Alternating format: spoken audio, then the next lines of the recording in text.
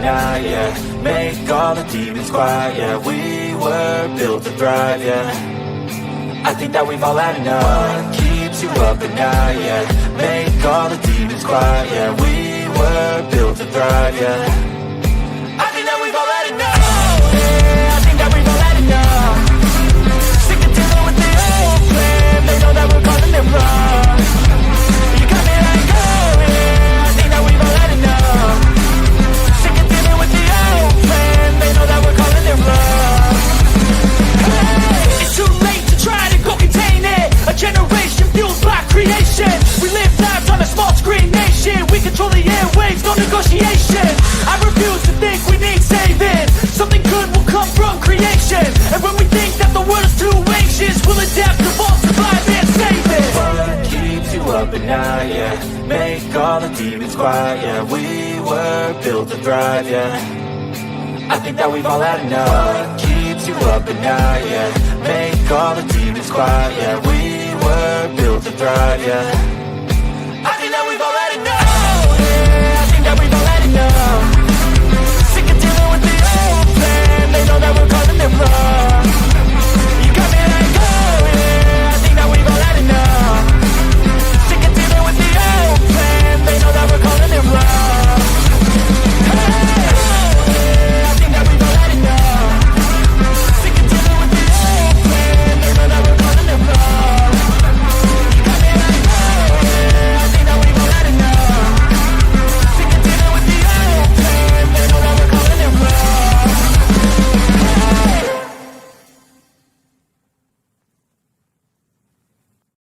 Oh, look at me. I'm retarded. I'm a globe.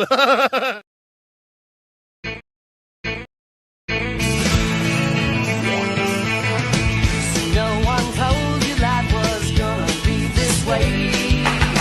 Your job's a joke, you broke. Your love life's the old way.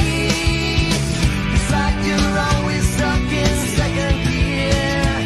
When it hasn't been your day, your month, been your year. But I'll be there for you when the rain starts to pour. I'll be there for you like I've been there before. I'll be there for you, 'cause I'm there for you.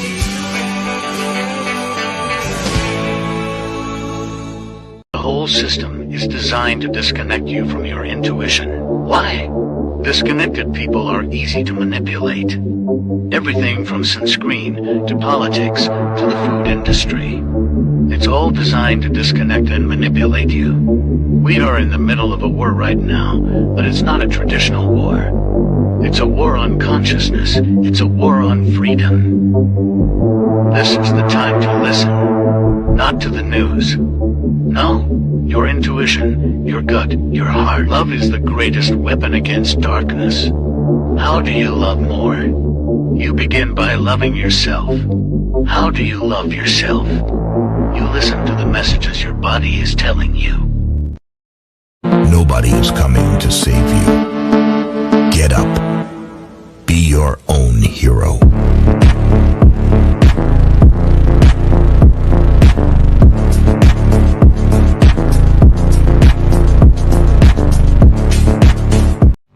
Slaves used to work all day, every day, with no pay. But they got free food, water, and shelter. Today, we work all day, nearly every day, and we get paid. But the money we make, we spend on food, water, and shelter. We're still slaves. The only thing that has changed is the illusion of freedom. I just know we found something so loud of the ordinary. You got me kissing the ground when you say you left.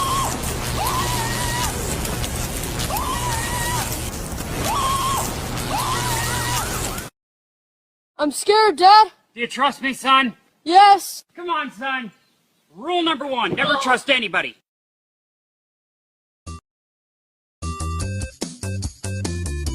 Stop! Don't touch me there. This is my no-no square. Stop! Don't touch me there. This is my no-no square. I am struggling extremely with mental health issues, and I am trying to do that whilst being FTFE. And unfortunately, talking to flat earthers is quite painful. Riverside, wait for me, wait for me. I'll be law.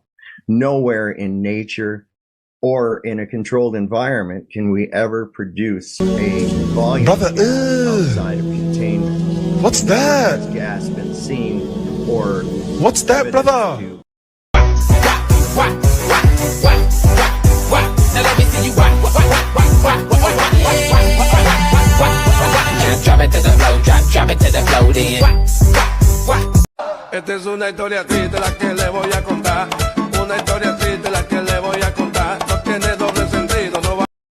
Gravy make a splash like Pippin. Shit, that's nothing. Splash. Everybody. Chicken banana, chicken banana, chicken banana, banana, banana.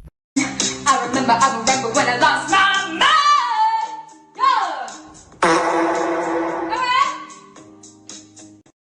All right, good evening, ladies and gentlemen, and welcome to Sovereign Soul Unchained Mind, coming to you from the heart of dystopia. We've got our glasses on and we can see right through the shit. It's getting more and more blatant all the time. And there's your fart girl, unindoctrinated. You may begin the moistness. All right. It's due to a comment I saw roll through here a little while ago about laugh my ass off. We got a lot of good people here tonight. We got Little Wing. If 6 was a 9, I don't mind. I don't mind. If all the hippies cut off all their hair, I don't care. I love that song. Anyway, yes, hit the right like button, as Shannon Emerson tells us all. We've got Awakened Nemesis, Mr. Tahiti. Let's see, where am I at? Billy Labadie. I like that name. Greeny Page is here. Spyro Graffiti. Haven't seen you in a couple shows. Good to see you, Spyro. J.R. Hartley here tonight. Marcy Chan, X-Blade Baby. Rick Swain is here with us. Eldon Bean. Lord Racer. They failed me. DJ New Moon's here with us tonight. We've got who else? Veronica Joseph. Good to see you, dear. We've got Roger. The Raj Man is here tonight in the Sovereign Soul Unchained Mind depths. This is right here. This is a free thinking place. Okay. We don't really hold back on a whole lot. We're not very good at fucking censoring. Have you noticed that? It's because we defy the training and we push it to the limit. Push it. Ooh, we need that montage song. We need a Sovereign Soul montage with that song. Take it to the limit. You know what I'm talking about? Like from the 80s. Every good thing always starts with a montage, whether you're going to go kill drug lords and their minions or even just prepare for a karate fight. As long as you have that song and a montage, you got the shit rolling. That's all there is to it. We got Mr. Austin Murphy here tonight in Spitfire Fox. Is that right? Spitfire XOX. Wow. Yeah, they sent me an email. I'm supposed to go get my eyes checked again. I'm going to tell them I couldn't see it. So I didn't know. We got Lord Racer. One mind, one spirit here tonight. And I think, wow, dang, I'm going to be in here all night doing this shit if I stay in here. That's all right. What do you got? Who all the people that are in Tobin swinging in. Yes, absolutely. 100%. Man, some of this shit is hilarious. So, little Taco Tits decided to give himself top billing over John F. Kennedy in the Kennedy Center for the Performing Arts. But somebody saw that coming. One of the writers from South Park, a comedian, bought all the possible domain internet names for this because he anticipated this happening. And so now if anybody looks for the Trump Kennedy Center online, they're going to come up to this and he's going to start putting parody shit up on there. So this is beautiful. I can't believe this dude. He goes and makes an award for himself. He going to put his name. Why? What has he ever done about with the king? It has, man, he just wants to. It's almost like he's masturbating in public. You know what I'm saying? I mean, this is a guy that probably masturbates to himself in the mirror. I'm serious, man. This is how bad this guy is. He's really something else. Gay and small. Somebody said, gay and small hat lizards are welcome. That is true. Oh my God. Hold on. Is my dog almost out of water? Hang on. I'm going to check in just a second here. Plenty of time. Because this was, yeah, they're out of water. Figures. They'd let me know right after I go on, but that's okay. We can figure this out. So this is pretty deep. Somewhere in the bureaucratic bowels of Congress, among the creaky chairs and lit neckties, a ghastly idea was vomited into existence. A bill proposing to immortalize Donald J. Trump's birthday, June 14th, as a federal holiday.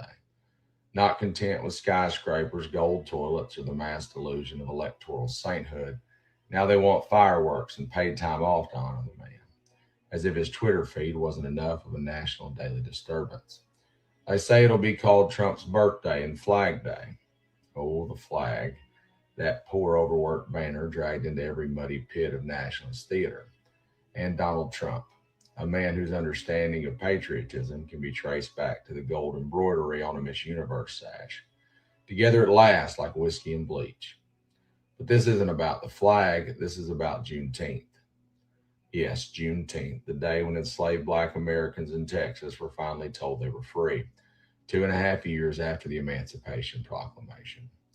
A day rooted in blood, in bondage, in betrayal, and in hard-earned divine freedom. A day that took centuries to be recognized as a national holiday, as if America needed to check the weather before admitting its sins. And now, barely a moment after Juneteenth is carved into the calendar, here comes a movement to slap Trump's name onto the very same week, a symbolic pile of dog shit left steaming on the altar of progress. Imagine this. We finally give the descendants of enslaved people a national day of dignity, and then follow it up by honoring a man who rose to power, calling Mexicans rapists and peddling birther conspiracies like snake oil at a Klan rally. It's like scrapping St. Patrick's Day in favor of a national celebration for the snakes, or trading Christmas for a solemn commemoration of overcrowded inns. And next, we'll have a holiday for Nixon's tape recorder, or perhaps a moment of silence for Lee Harvey Oswald's rifle. We are one marble bust away from building a Mount Rushmore in Mar-a-Lago, complete with tanning beds and golf carts. And it's not that Trump doesn't deserve a day, he certainly does, just not one of celebration. He deserves a day where we reflect on the fragility of democracy, where school children learn how fascism doesn't arrive in jackboots, but in little red hats and tax breaks. A day for warning labels and constitutional CPR. But the real danger here isn't the holiday itself, it's the whitewashing, the reshuffling of meaning. Juneteenth stands for the long arc of freedom bending toward justice. This proposal bends that arc into a balloon animal shaped like a middle finger. What kind of nation decides that its moment of atonement should be eclipsed by a man who has never apologized for a goddamn thing? Trump's birthday should be remembered the way you remember a storm, not celebrated but studied and then braced for, should the sky ever turn that color orange again. In the end, perhaps this isn't about Trump at all. It's about a country that still doesn't know how to tell the truth about its past, the truth about its heroes, or the truth about its villains. So if they want to make June 14th a holiday, let's meet them halfway. Let it be a national day of shame. Fly the flags at half-mast. Show the children the cages and the Capitol windows being smashed. And play the Access Hollywood tape on repeat in every courthouse and every classroom, and then let the people remember. And then the very next day, wake up and celebrate Juneteenth again, because that one we earned.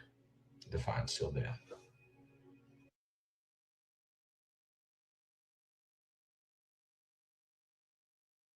Wow, I was muted because every dog lined up to drink right while I was on there. I swear. It's always something. You know what I mean? It's always something. But yeah, I just ran across that prior to coming on, and I was getting ready to. Oh my word in heaven! What the fuck did I just run across?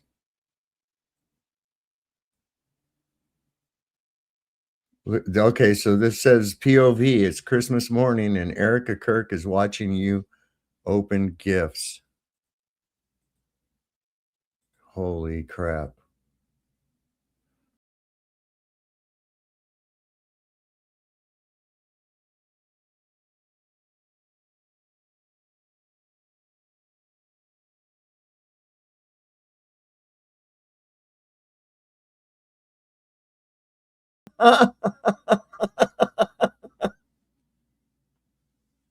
People are fucking savage, man. You know what I'm saying? I know. Ooh is exactly right. Oh yeah, all the puppies are around Marcy. They're all around. I don't know where Cece's at. She must be downstairs, which tells me that everybody downstairs watching TV are eating snacks because that's where Cece is at. She hangs out where there's snacks. Is this? Oh no, I went to the wrong thing. Okay. Whew. Anyway, yeah, I just saw that and I had to stop and go, wow. All right.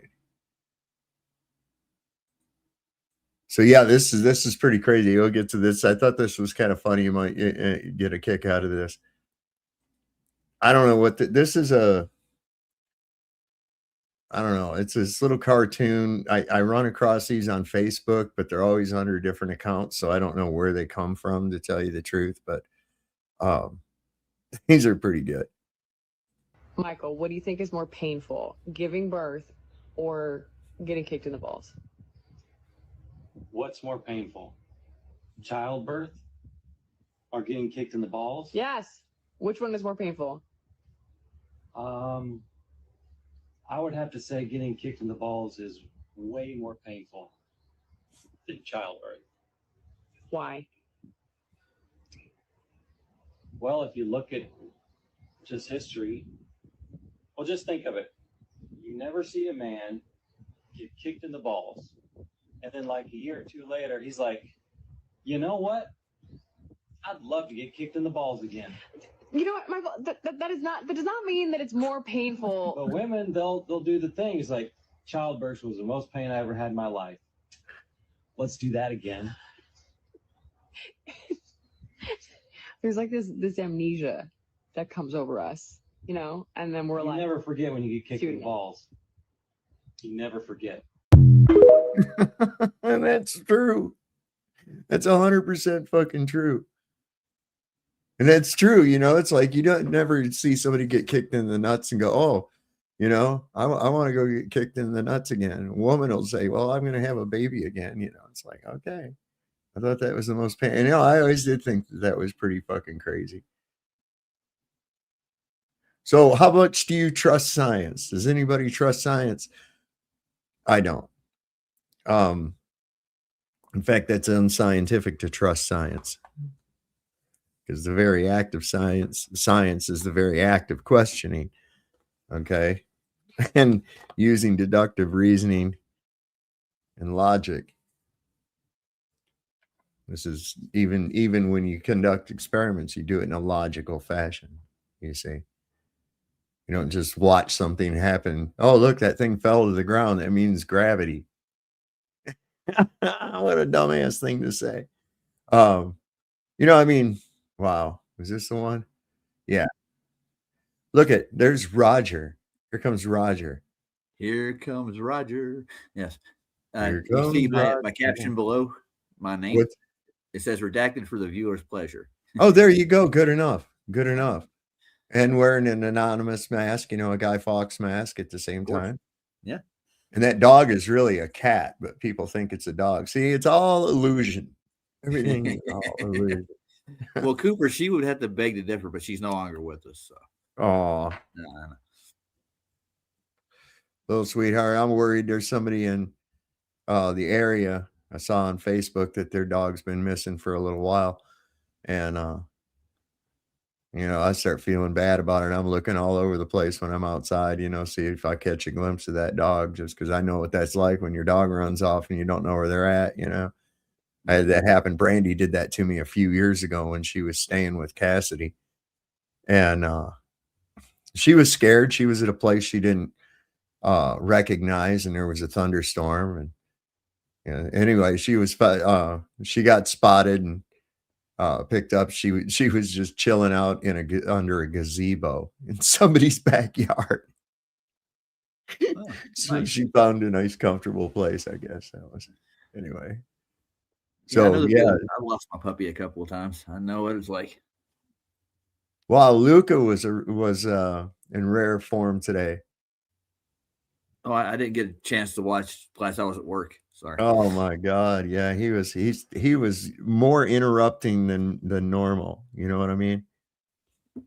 Well, there comes a time, He couldn't handle it.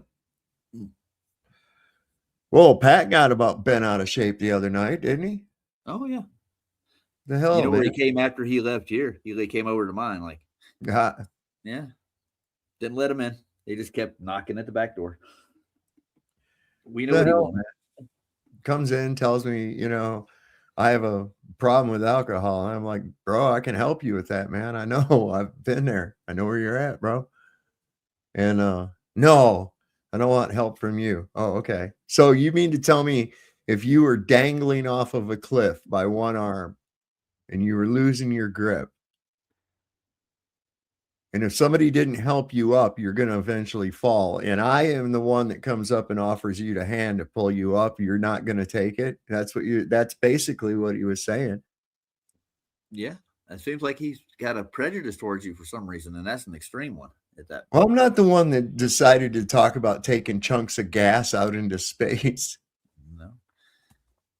But I mean, to hold a bias against somebody because they don't think like you do, I ruined his whole little thing. And I think he probably resents it because I think I've made him understand the impossibility of what he believes.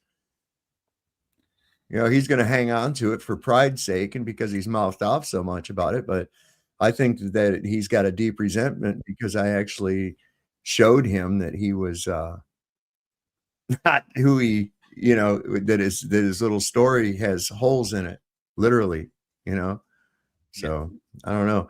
Obama Online is backstage wanting to come on. I don't know who that is. I don't recognize that name. So I'm going to ask you if you could.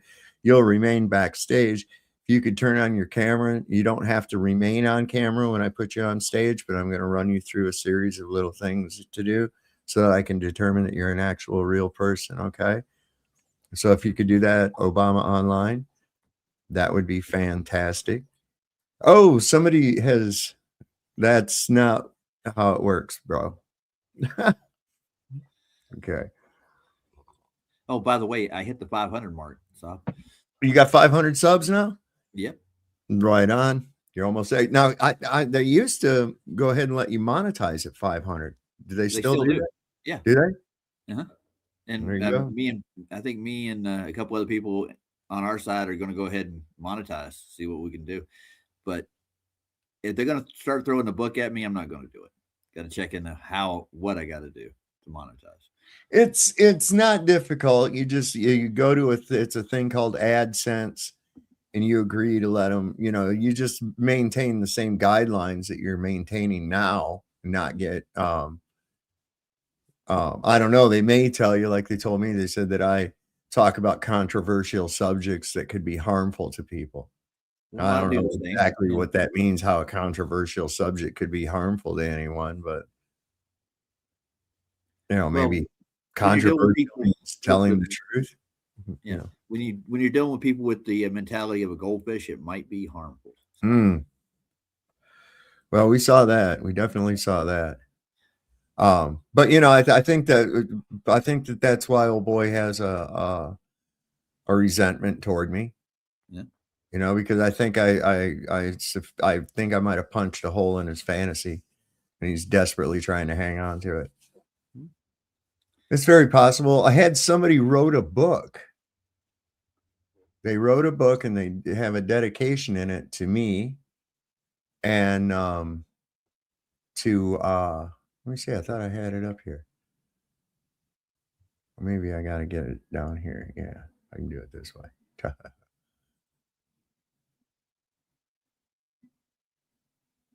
Yeah, this is pretty cool. Let me put this over on this side and I can share it here in a minute. All right, yeah. But somebody wrote a book. It was pretty cool. They sent me an email. She says she watches the show all the time. I'm not sure what her screen name is, but let me see. Where was that? I got to get over to the right mail account. Was it in this one here? Yeah, that's what it is. There we go. Yeah, Tamara Cheville is her name. Tamara Cheville. I hope I'm saying that correctly. So she's been doing this, writing some poetry and things like that through the time. She said she likes it when we talk about that the nukes are fake, and that's another one, because Israel is the one that says if our existence is threatened or we get attacked, we're gonna just fucking nuke everybody. I get what you're saying. So that's basically that's terrorism. You understand? Yeah. That's terrorism, and they're holding the rest of the world hostage. You see, and we know that you might launch some shit off, but chances of it getting to where it's going to go, nah. And we know that nukes aren't real anyways. Yeah, you might have some big bombs, but do you really have the capability of shooting a missile in pinpoint accuracy from one continent? Our intercontinental ballistic missiles, do they actually really work? I don't think anybody's tried that out, have they? No, I don't think so. They always have to work. How would you without it being like a threat or an act of war? The best they could do is shoot it out over neutral ocean. And I think that's what they was pissing all over North Korea about. They were testing their long-range rockets. But, what do you do? And you got something that shoots further than the range you have.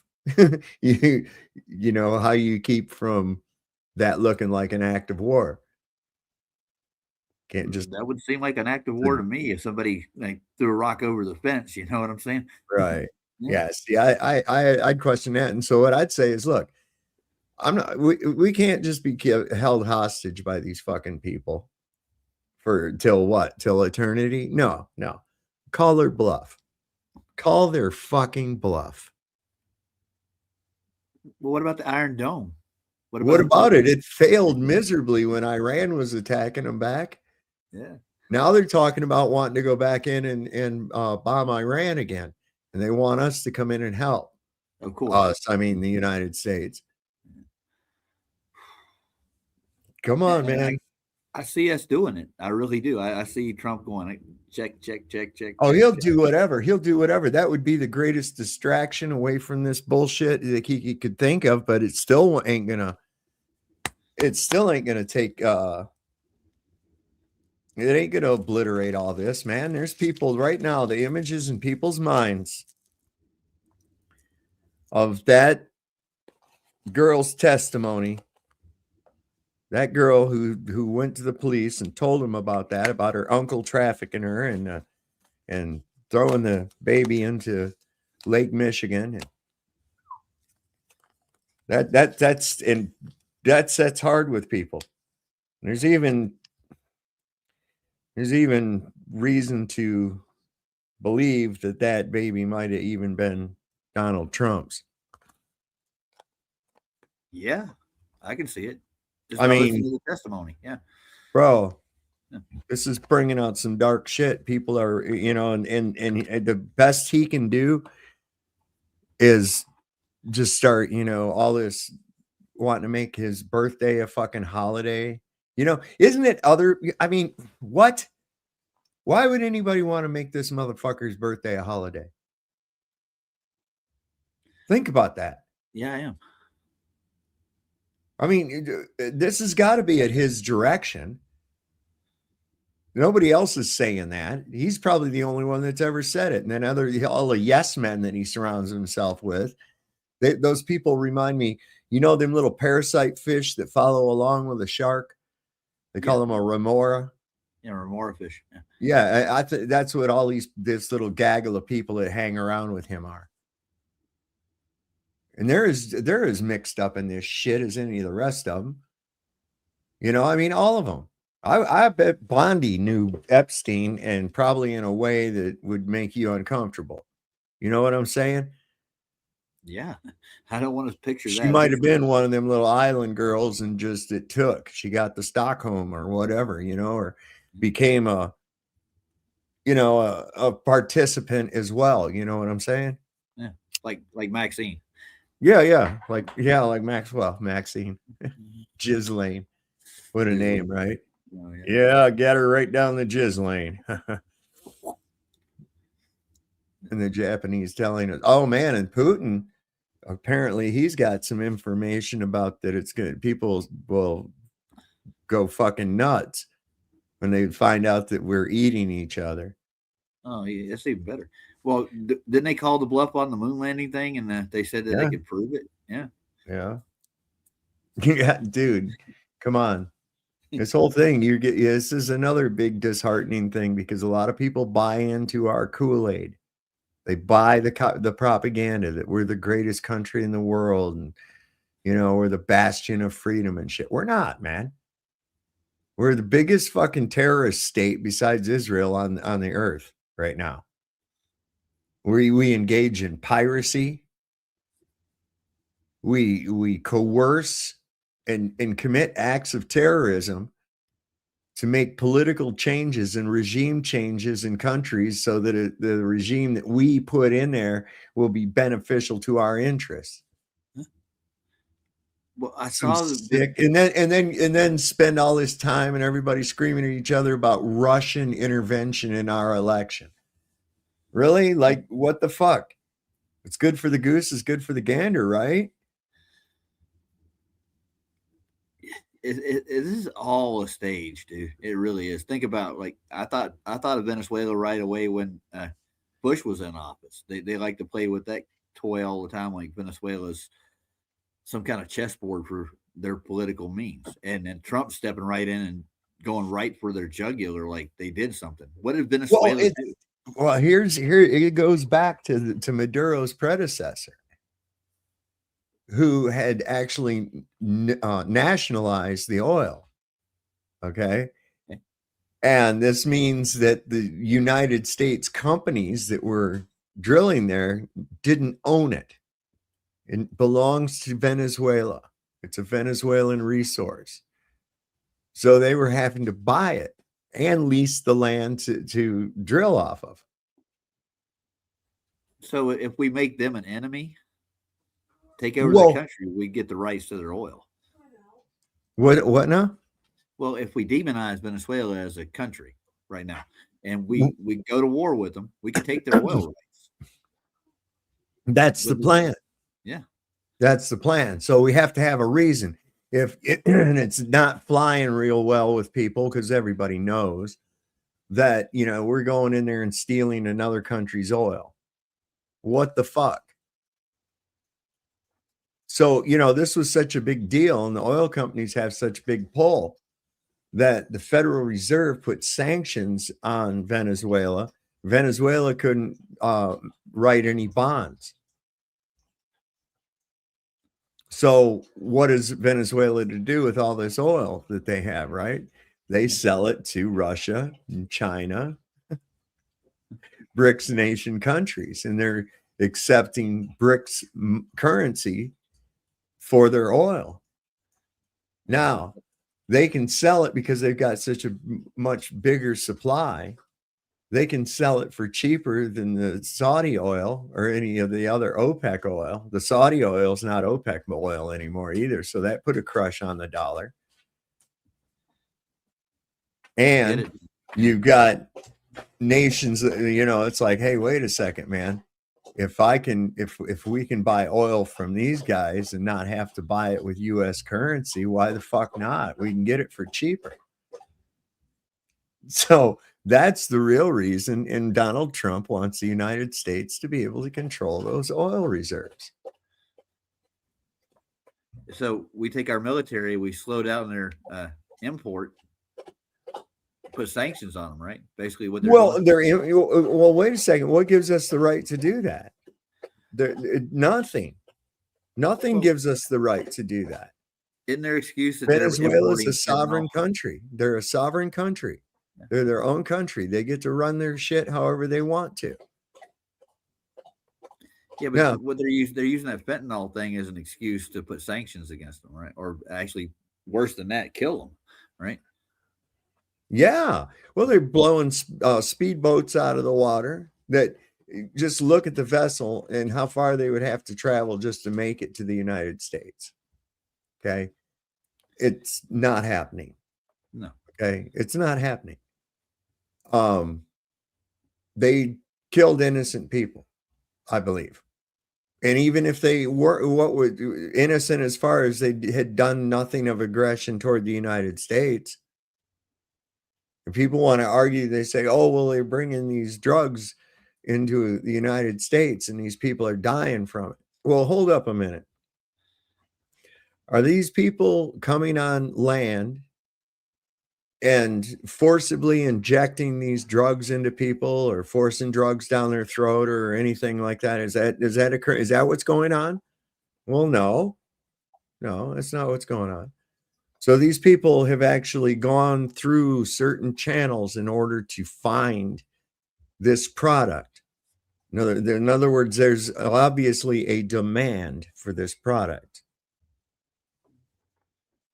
So where there's a demand, what does Economics 101 tell us, Roger? Supply and demand. There will be a supply. That's right. There will be a supply.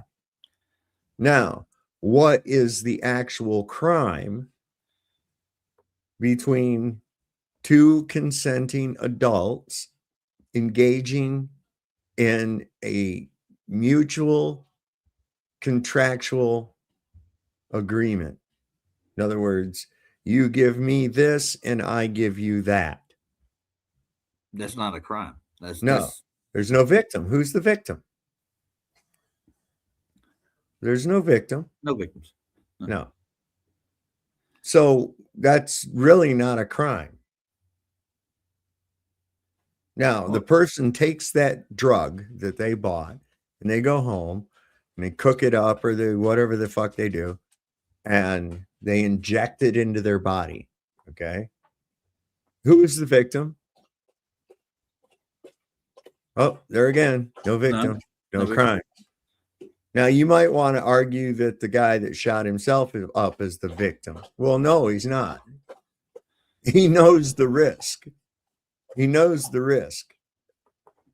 But he's willing to take that risk. And sometimes when you play Russian roulette, there's a bullet in the chamber. Okay? Yeah. Just the law of averages, man. Sooner or later, it's going to happen. So that's a personal choice right there, right? Absolutely. Absolutely. Absolutely. You know, I don't think that, people should go disfigure their faces and shit with plastic surgery or piercings and shit like that. Okay. I don't agree with that. However, I don't want to see it banned. I don't want to see laws against it or anything else like that, because that's that person's own poor decision to make. You know, it's on that person. Yeah, for sure. Yep. Yeah. So this is the whole, that's why I can't get down with this narco terrorism. And secondly, under the definition of terrorism is acts of violence in order to elicit political change. Right.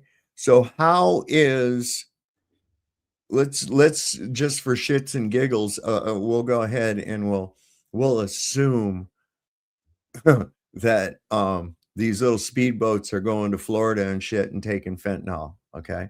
Sure. Okay. And we'll just assume that. I like the story so far. It's definitely believable. Yeah. It's just totally not believable at all. I mean, so Then I forgot even where I was going with that. Fuck it. It It's was, all I right. mean, it just doesn't make any goddamn sense to me why they would even, why there would even be I want to laws. take you back to the 80s. Remember Reagan's war on drugs? I mean, what was he doing behind the scenes? He was doing the same thing in South America too, like dealing with Iran, Contra. Well, yeah, look, George Bush, Bill Clinton, all those motherfuckers, they was flying in cocaine into Mena, Arkansas, under the protection of the state police at the behest of Bill Clinton and George Bush. The Bushes and the Clintons are fucking buddy. Oh, yeah. Okay, so that little political drama you saw between them, no, it's all bullshit, right? They're both part of the same little crime cartel. Now, of course, we know George Bush, CIA. You know why they called him Poppy, right? Yeah. It's not Spanish for daddy. Okay. Oh, Poppy. Poppy, like opium poppies. Yeah. Like opium poppies. So he's in the drug business, so he's just eliminating his competition. He's in the drug business. He's in the CIA. This motherfucker was all the way back to the Cuban Missile Crisis, all the way back to the Bay of Pigs. He was a key figure in the assassination of Kennedy. Oh, he was actually he was there that day, bro. Yeah, I know. So his little Georgie was there too. Yeah. I heard he was supposed to be in Houston, but for some reason he ended up in Dallas for some reason. Yeah, I get those two cities mixed up all the time myself. Yeah. So, you know, just play devil's advocate and shit, you know. But I mean the whole thing is really kind of stupid. It's known, it's well known that this fentanyl is coming from China up through Mexico. At least that's the story we heard until recently. And then for some reason that makes it okay for us to seize Venezuelan oil ships and their cargo. Now wait, that right there, what did they think that the oil was fentanyl? Was it fentanyl laced oil that they took it? Is that why they took it? Because after all, the whole reason they're there is because of this narco terrorism. So how does it, where's the changing the politics? Where's the changing, making the political change part in the terrorism? That's what I'd like to know by the definition of terrorism, right? How does people taking drugs change the I don't understand that. No, I don't either. So and I think they got a tip somewhere that, you know, they're smuggling the fentanyl in the oil tankers. You know, the CIA got a tip. Right. Well, that would be easy enough to figure out, you know, wouldn't it? Oh, yeah. And you wouldn't have any authority over those ships until they got within your jurisdiction, which is not the international seas. It would have to be in American waters and in United States territorial waters in order for you to, arrest the ship, I guess, and, search its contents. And even then, that wouldn't be the United States Navy. That would be the Coast Guard. So this can only be classified as piracy. Yeah. That's, I think they're trying to shut down the oil supply out of Venezuela. That's what they're trying to do. Make sure they don't get any money out of this. That's what it is. Shut down Venezuela. Take over the government. But how many times have they done regime changes like in foreign countries? Oh, they're all the time doing it, man. We've done it for ages. Hell, go back and read Smedley Butler. What's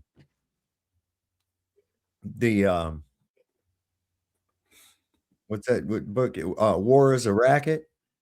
Huh. You ever read that?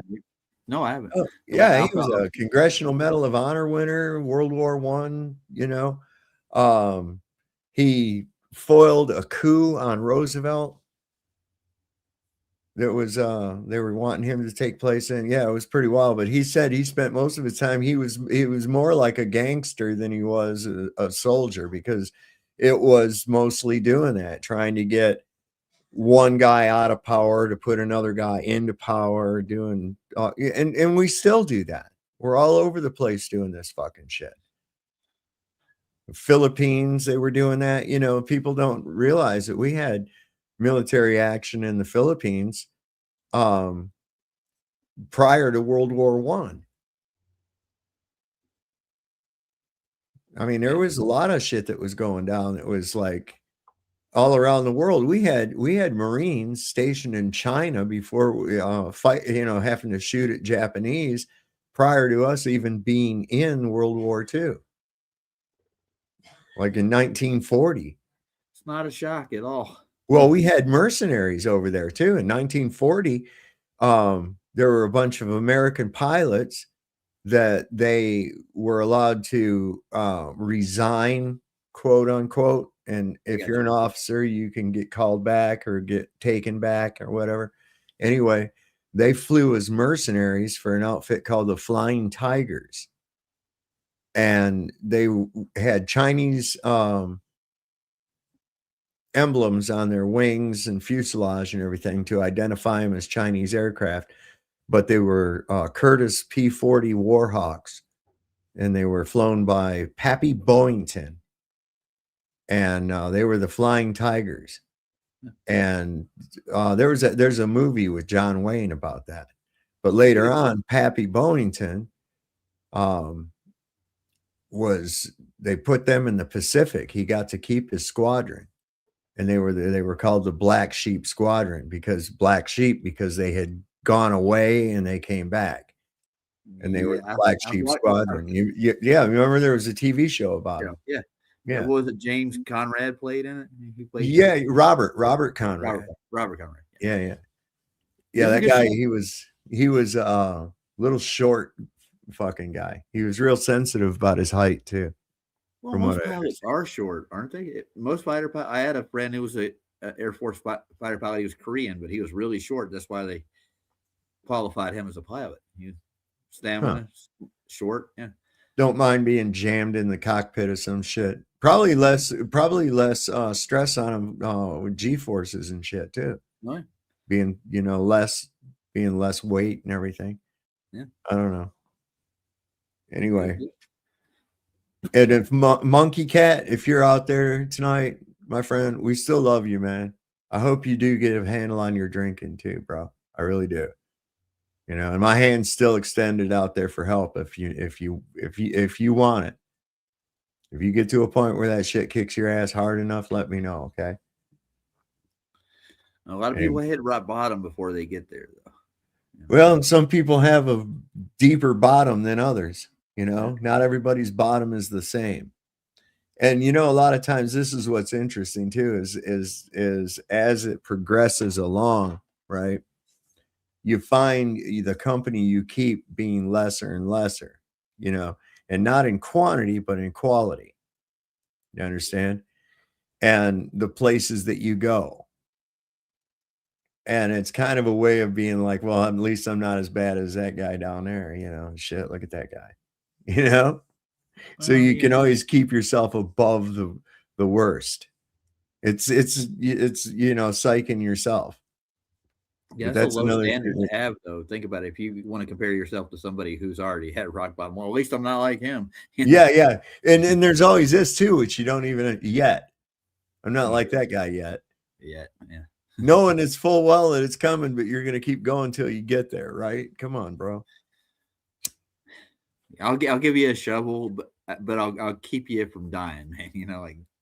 Don't the truth of it is when people mention an alcoholic, the vision that the image that comes to mind is like the hobo brown bag in an alley, right? Mm-hmm. Those are the survivors. Okay. Those are the survivors. Most of us don't live to that. We don't live to get there.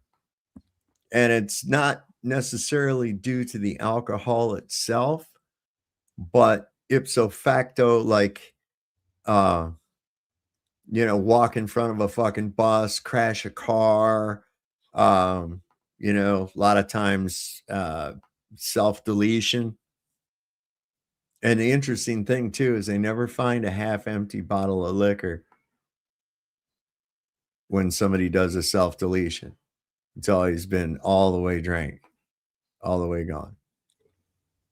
So you have to inebriate yourself to actually get to that point where you actually can do that. Yeah. That's not Sad. natural. Yeah. But see, then those the dark ones have that feast of dark energy around that act and all the grief and everything that comes about from it, from the moment somebody discovers it to everybody that it affects. There's all kinds of chaos and negative energy that surrounds all that too. So they just have this fucking feast of negative energy. They've already used you up for everything they can get. Well, anyway. That's a dark subject. It is a very dark subject. It's a very serious subject. People don't realize how serious it really is. The more you trust the science, the more likely you are to die. In the next 90 seconds, I can show you how science became the deadliest religion in America. In 1910, Rockefeller funded the Flexner Report. Overnight, natural medicine becomes quackery and pharmaceutical medicine becomes science. The same guy who made billions selling oil is now in charge of what doctors learn. What could go wrong? 1948, the American Heart Association takes $1.7 million from Procter & Gamble, makers of Crisco. Suddenly, saturated fat is evil and seed oils are heart healthy. Today, heart disease is the #1 killer. The science they sold you is responsible for countless deaths. 1985, Philip Morris, a cigarette company, buys General Foods and Kraft. They hire the same scientists who made cigarettes addictive to engineer your food. Now, over 70% of Americans are overweight. Same level of harm, just rebranded as food. Today, there's a fake science institute that infiltrates health organizations worldwide. It's called International Life Sciences Institute. Sounds wholesome, right? Well, it's owned by Coca-Cola, McDonald's, Red Bull, and other food companies. They've influenced obesity policy in China, nutrition guidelines at the World Health Organization, and the experts your doctor trusts. Your evidence-based doctors, your credentialed nutritionists, they're not experts. They're victims. Victims of a system so perfectly corrupted, they can't even imagine they've been duped by it. Medical error is the 3rd leading cause of death in America. We spend more on healthcare than any other nation, and we're the sickest. That's not incompetence. That's the plan working perfectly. Share this before it gets reported or taken down or whatever the hell these gatekeepers do. Wow, that's a cause and effect relationship if there ever was one, wasn't it? I'll tell you what, man. Conflict of interest much? Mm-hmm. So I say, science always favors those that fund it. But I have to say, I think that's one of the problems with a capitalistic society is that it's greed. It's actually greed driven. It really is. And man, if we could actually take this money that they waste and spend on war and all this other nonsense and take it and put it toward technology, put it toward, betterment of all men, And when I say all men, I do include women because the word woman is just a differentiation. We're all the race of man. The other one is man with womb, womb man. That's where that comes from. Man with womb. Do that. That should be already. Everybody should know this. Well, I like to get it, because we got a lot of new people and stuff that are here tonight too. And I like to. Sometimes people don't think about that. What's in a word? There's a word we use all the time, and there's probably a lot of people just now learned that. Woman actually means womb man. And a man with a womb, because we're all the race of man. Oh, there goes that woman's lib shit. You got to rephrase every fucking thing now. See, that's what happens with me at these words, man. I realize what they actually mean, and then I can't ever unthink it. It's crazy. But anyway, like I was saying, if we could spend our money and instead of giving it to Israel, why don't we turn it around and maglev train, bro? Maglev train. China's got this fucking maglev train. And it goes from, what's it say here? 0 to 600 kilometers an hour in just 3.5 minutes. 600 kilometers an hour, man. That's faster than plane, dude. No shit. And check this out. This is badass as hell. This is bad. Oops. There it is.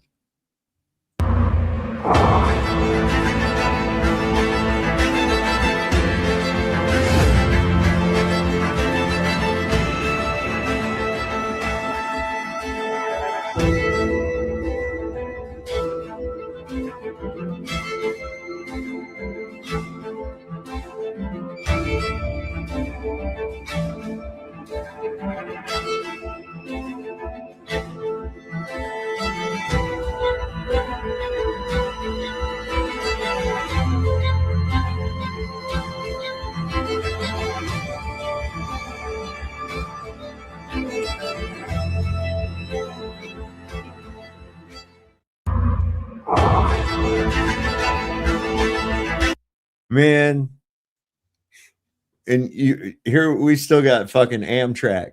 Have you ever rode on Amtrak? Have you ever rode on? I have.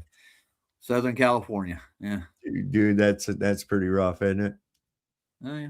But I mean, back in the day, it was probably nice. Let's put it that way. Let's go with that. But it didn't age that well, did it? First time I went to California, I went from here to California on the California Zephyr, was the name of the train, and it was Amtrak. And I thought there was a lot of weird people at the bus station. Holy fucking shit. The people you meet on these trains. Oh, yeah. Unreal. We used to service the Flagstaff Amtrak stop. We'd service the visitor center there downtown, and man, I'd see them get off and on every day. Yeah, I know, right? X-Blade. I know they don't look anything like that. Look, we're way behind, and our trains can't go very fast because the infrastructure is so fucked up. The rails have been so fucking neglected, man. It's not even funny. We could probably create more jobs here if we took that money we're sending over to bomb people with and put it. Oh, yeah. Listen. Oh, and speaking of bombing people, you know, there's Jews that are against Israel, right? You know this. Yeah, I know. Okay. Well, where? I'll show you what happens when a Zionist Jew runs into one of those on the street here in a minute. But first, we've got to welcome D-Man to the show. Dumb man. Duh, man. You're muted or something, brother. He's been working on his PC lately, so he's. Damn you! There we go. What's up, man? It was good to see. Good to see you earlier when we were talking to Luca. Oh my God! God Almighty! I'm glad I missed it. I'm serious. Like, I'm glad I missed it all. Dude, it is. Boy, they're really reaching for a belief system. I really do. That was. Ooh, gives me chills. It was painful. It was painful. It's like, you know, well, that can only mean that they're lying, he says. Yeah. They can only mean lying. They're lying about that. Or the Earth's not a globe. Yeah. You know, that's probably the fucking, let's do Occam's razor here, because we've got a lot of shit like that. Way more than you do of these proofs. I mean, the best you can do is some really badly refracted image of that Lake Pontchartrain thing, and what's that other one? Those windmills out in the ocean or whatever. It's like, get the fuck in the out. middle of the ocean. Yeah. I was showing him the 700 mile, and he said, "Oh, that's impossible." He said you wouldn't see that. I said, "Well, maybe they're just lying to you about the shape." Oh no, no. And he said the same thing about the Himalayan observation we showed him the other day. Remember? Oh yeah, I know.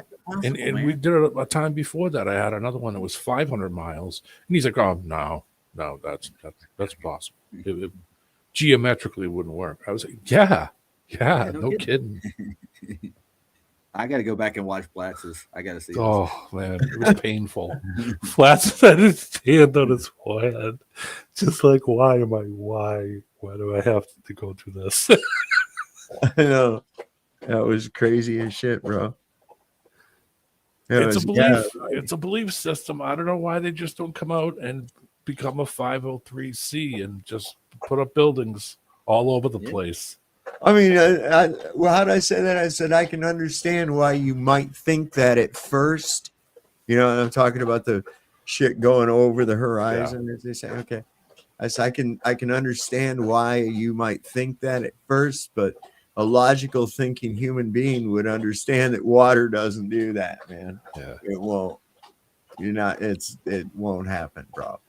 Speaking of that, Craig did a live tonight, and oh Craig my did? god, yeah, he still got clips in there from Austin and a whole bunch of other. These people are flat earthers are living rent free in their head, literally. Well, They what? I can't hear you. This dog's back here fucking drinking really loud, man. Oh. Well, yeah, his exit has Austin in it. Like, all the key people he's debated on flat Earth, they're living rent free in Craig's head. They still are to this Wow. day. Yeah. And shit, you talking about Austin from who? Which Austin? Austin Witsit. Yeah. Oh, Witsit. Literally. Okay. Yeah. Everything, even like when Monkey Cat came on, he had CC's shirt on. He's a flat earther. They only attack the people. They don't attack the argument. But No. we're living rent free in their head. Like we have to be. That's all they do. They don't concentrate on anything else. They don't have any other topics at all. They just concentrate on us as flat earthers, trying to defame us, make us look stupid, bad, any way they can. I don't do that with them. That's yeah, but you know what? The only people that are watching him, who's really watching him? I don't know. You know, I mean, he's really not. His view, look, all I know is that he's got this absurd fucking subscriber count, and the ratio of subscriber to view is ludicrous. It's like 2%. Yeah, I'll give you his subscriber count is 56K6, and he had 94 people watching. See, that's a barn burner. Yeah. Jeez. Yeah, nobody's paying attention, dude. That's really what boils down to it. They're pretty much tired of them, and a lot of people on their side are like jumping the fence because they're seeing their tactics. Yeah, because that's all they got is ridicule. At the end of the day, that's all they got is ridicule and go the same bullshit that you learned that they told you in school. Look at here, we got a whole crew up here now. What's happening, brothers? What's going on, everybody? Oh, look at there. We got Kobe too. All right. King's all here. Got the whole crew up here tonight. Now, has any of you, because of Christmas, converted? There's no conversions, right? We're all still flat earthers here. Christmas hasn't changed anything. No. All right, good. Just making sure. I heard they shot down Santa over the Ukraine. No way. Yeah. They got it on video. Did he live? Because if he did, he's going to be conscripted. I don't know. There's no reports coming out of there right now. They said did he get shot down, or did he get some of that snow from Zelensky? Well, I think it was because when he stopped by Zelensky's, he left some coal and took Zelensky's snow. That could have been what it was. Man in a Santa suit, seen with a gun. I guess Rudolph had to calculate for curvature this whole time, huh? That's right, Coriolis. Son of a buck. Which way do I shoot? Wait, am I going east or west? Wait, get the compass so I know which the direction I'm shooting is degrees. What's the angle? What a stupid. Yeah, you got time for that.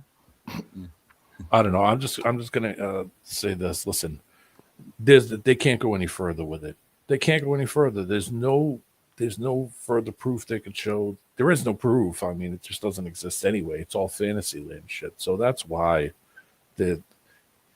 you could kind of see the desperation in it, that it's kind of gone to like personal stuff, and Yeah. you know, that's all they got. There's nowhere else to go. But yet you can go on the internet every day and see another observation, 5, 6, 7, 800 miles, shit from planes, everything. You can see that stuff every day of the week. But what do you see from over there? Nothing. It goes right into fantasy. I got a prediction too. Like with all the AI crap coming up, they're probably going to use AI to try to trick people also on the curve and shit. We Sure. can expect that to Why not? happen as well. Oh It's yeah, coming. you know what though, man? It can't be hidden. I'm saying, man, the veil is ripping, it's shredding. Too many people are seeing it now. And it's like like we've said for a long time, once you see flat, you can't go back. And you got to look at it from this. I really try to take people back to their fundamental. Where did they learn about this? How did you find out that the Earth was a globe? Did they tell you in school, or did you figure that out? Cartoons, you know, kids' so books. yeah, you were taught that. But does that mean that it's real? Now, here's another thing too. These people think that these maps that we have are accurate, right? That these maps showing these land masses and everything else, how the fuck they know that they're actually accurate? It might not look anything like what they show. Yeah. Well, cartography is an art form, isn't it, Saw? Yeah. Yeah. Yeah. I mean, that's the reality of it. I mean, this whole thing, none of it. How do we know any of it looks like what it looks like? Doesn't matter what you believe in. It could look completely opposite anything. Right. We're thinking. Well, the thing, you know, this is just it right here, is that when everybody always wants to talk about the curvature aspect of it, but they never take into account the physical impossibility of the curvature. Okay. They always go, no, you don't measure any. And the other guy says, yeah, you do. And then they yell about refraction and everything else like that. It's like, okay, here's the problem. Water will never do what you propose it is doing. Okay? Never. Secondly, if this were true and you were out on a large body of water, anywhere you're at in that large body of water means that you're at the very helical highest point of that surface. Anywhere you're at, everywhere is going to drop away from you, which means that the horizon could never appear to rise up toward eye level. It would drop down. You would have to look down to see the horizon in all directions. Never happened, Saw. No. Same thing if you raised up off of it. Say you got in a balloon and you went in a balloon and raised up off of it, even how it would drop below you would look totally different. It would have a totally different the distance to the drop would change. You would notice it even as you were going down, and that doesn't exist either. I mean, we could just go on and on with this for hours. But see, none of that even matters really, is that, you know, that you don't see curvature. The reality of it is water won't do that. Yeah. The second biggest problem, and I think primarily the biggest problem that they have, and this is crazy because this makes the demon, they just scream over this, is the fact that there is a firmament. There is no other way that we could have a specific volume of gases without it. There would be absolutely no pressure due to displacement without the restriction of the fluid itself. Well, Saw, along that same lines of thought, would gas curve? Well, gas is a fluid. It's going to assume the shape of whatever its container is in. Yeah, but on its own, fluids don't have shapes. That's the very nature of their name. There you go. When we were talking before about how do you measure gases, how do you measure these things, and every single gas, all the fluids, everything, they all need to be in a container. Mm-hmm. And then I thought, wait a minute, and said, what's the pressure here? So I looked it up. Well, how would they get pressure here if it wasn't in a container? Just in general, in this space, you wouldn't have any pressure if there was no containment. It would just that'd be it. It would be over and It done. would And I thought, disperse. Absolutely. It would You know, disperse. Yeah, the mother of all liars, even their definition, they say that gas pressure has to have containment. It's even in their citations. Yep. It's really weird how NASA would actually do that. yeah, we wouldn't have that gradient here if there was no containment. That wouldn't happen. Well, it's a series of antecedents, right? Because a gradient, the antecedent of pressure gradient is pressure. The antecedent to pressure is containment. It's the only way you're going to get a pressure. Because here's the thing: it's like if no resistance is offered, there would be no pressure. So why is there resistance against the air? Why does the air desperately want to be where I'm at? Why doesn't it just freely go somewhere else instead of pressing against my body? Oh, gravity. No, it's because of the fact that it's confined. It can't. Yeah. And so it wants to be where I am. If it were not contained, it would yield. Like how fog. If you walk into a bank of fog, you don't feel the pressure of the fog on you because it freely goes. Your body freely displaces it without any restriction. So there's no pressure offered by it. There's no increase in the pressure. You can feel it thicken somewhat the air when you're in a fog, but you displace it as soon as you move into it. Yeah. You don't feel an increase in the pressure due to it. Yeah, it doesn't act like gas. It's not violently going in all directions, right? No. Because a gas without containment will go in all directions violently. Right. Yeah. JJ, columns of gas exist. They do. That one's still over here. McToon won't come pick it up. He don't have a truck big enough. Lumps and pocketfuls. How much does air weigh? I mean, come on. Let's think about that. How do you weigh air? We never got an answer out of it. You got to break it down into chunks. No. You have to break it down into 1 gram chunks. Yeah. What did I see, Ben? What was his excuse? Like, take an oxygen tank down in a dive. How much would it weigh there? I didn't understand that analogy at all. When we asked him how you weigh gas, he did not answer the question at all. No, he didn't have anything. He couldn't tell. And you can weigh it, but you have to. Your weight is going to be dependent on the pressure outside of the container, sample. Okay. So if it's equal outside of the sample, it's not going to show any weight. But as soon as you start to remove the medium from outside of the sample, it will start to register weight. You dig? See, so this is this is the very nature of gases, though. It's compression and decompression. Gases can be compressed. Liquids cannot. Water cannot. Okay, you can't compress water, for instance. Didn't somebody try to really compress water and oils at some point in time, and you can't really compress it. It moves. No, it displaces. Yeah. There's no way. But that's what a hydraulic system is. The thing. Yeah. So what you're trying to do is we are in a medium of air, right? This is our fluid medium that we exist in. This is where we live. There's other fluid mediums. One primarily, and the biggest fluid medium on Earth is, of course, the ocean and the bodies of water that accompany on the Earth. Right? You've got all this water, 70% water, I think they say. Probably more than that. Yeah. So you got to figure that's a different medium, but it's still a fluid medium. There's a lot of life in there. Okay. So we're trying to measure the very shit that we're in the very shit we're in.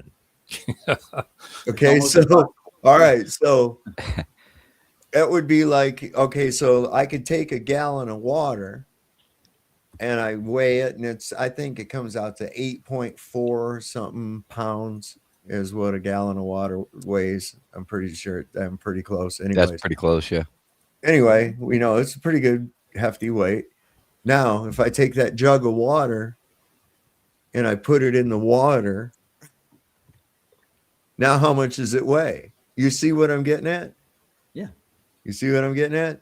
So within it, trying to measure it within this is why I, you know, I'm trying to get through to some of these people. I can't believe how many people believe that, you know, well, it's 14.7 pounds per square inch at sea level. Yeah, I know. That's not weight. That's not weight. That's pressure. Yeah. That's pressure. Okay, that's different.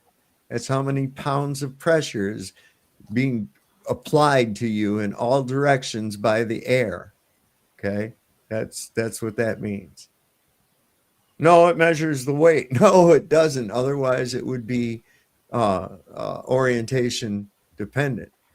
You would have to, a barometer would have to be orientation dependent, and it's not. You'd have to be holding your little barometer on your phone. You know how they got those, and you'd have to hold it completely fucking level or whatever, so you could get an accurate reading. If you tilted it, it would show up less, right? Yeah. It's not the weight of the air, and these people don't understand. It's not weight; it's displacement. Yeah. But Well, you got an gases old barometer can be laying around there. compressed. Gases can be compressed, not so much with the water, though. That's why we can't go down very deep. What? You have a proper barometer laying around there, don't you? I know you do. Not right in here. I have one on the wall in the other room. Yeah. But I actually have a Torricelli, but I need to get it repaired. There's air bubbles in the mercury, and I need to figure out how to get the air bubbles out of the mercury. Found it in an old house they were getting ready to tear down. Nice. I threw an interesting video in private chat. Friend of mine found it. He brought it over and he goes, "Yeah, man." He says, "I figured you probably want something like this. What is it?" And I said, "Fuck, that's a Torricelli barometer, bro. Where'd you get that?" Said, "This house they're getting ready to tear down. We're taking everything out of it. Guy was getting ready to throw it out." I said, "Shit." I think I remember when you got that. You like, I got this barometer. Yeah, I got to figure out how to get the air bubbles out of the mercury. I almost forgot about it until you just now brought that up. Anyway, I threw an interesting video in private chat from 1936 about fluid displacement. That's pretty interesting. It's black and white. Oh God. I was telling somebody. I'll bring it up here in just a minute. I got this thing I was just talking about. There was about these Jews that are for Palestine, right? They don't believe Israel should even exist. And then there's this Zionist Jew confronting them. And I'm assuming this is in New York, but this chick literally almost goes into tears. This is how bad this Zionist sickness is, man. This is really bad. We lived in a beautiful peace. We lived in a beautiful peace in Palestine, people for hundreds of years. How can you say that you're not a Jew? You're not a Jew. How dare you? When Zionists they caused destruction. They caused rivers of bloodshed. How can you say that you're Jewish? How can you cheat your own people? Who is a Jew? We're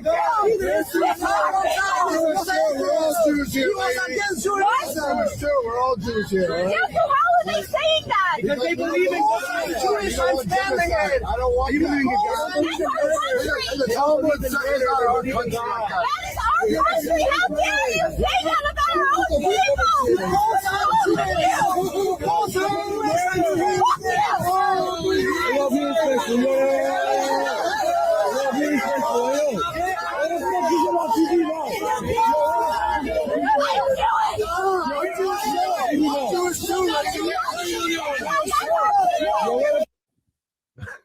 That chick was losing her shit, man. Yeah, there's a Karen in every race, isn't there? Oh my word in heaven. Yeah. So let's see about this fluid thing. Let me go over here to this. Wait a second. How do I wait? I had that. Oh, there it is. I love old videos. You got it queued up to where or did you have it queued to a certain spot or something? No. Okay. It's not long. Hang on, I gotta grab it. A race of Karens. That's pretty fun. Yeah, they're everywhere, man. They're everywhere. Division at its finest, man. Oh yeah. Oh I shit, noticed man. one big pond was in here right in time for the fluid dynamics. It is one big pond. Dude.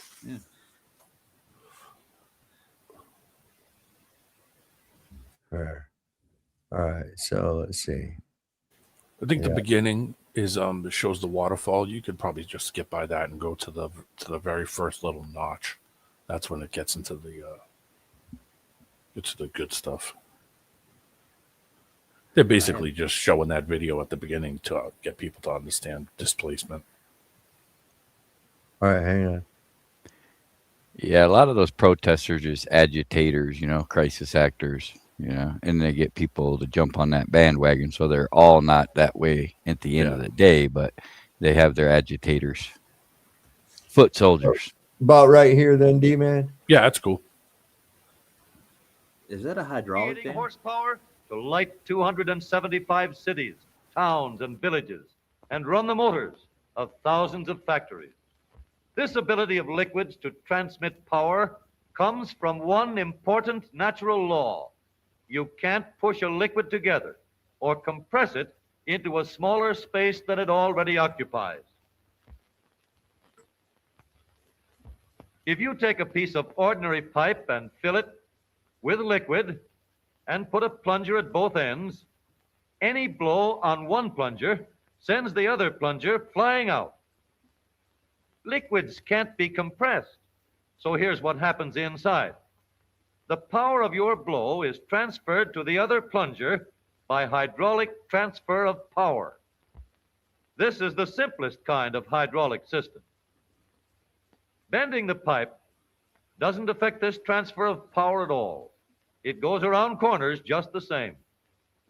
When one plunger is pushed down an inch, the other end comes up an inch, and a pound of pressure exerted at one end is transmitted to the other.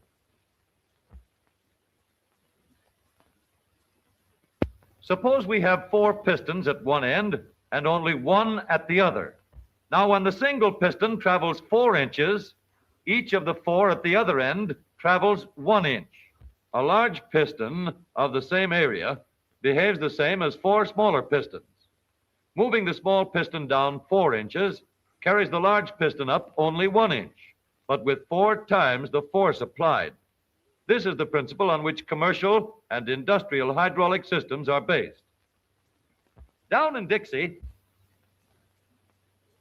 billions of pounds of cotton are baled up every year by the power of hydraulic presses.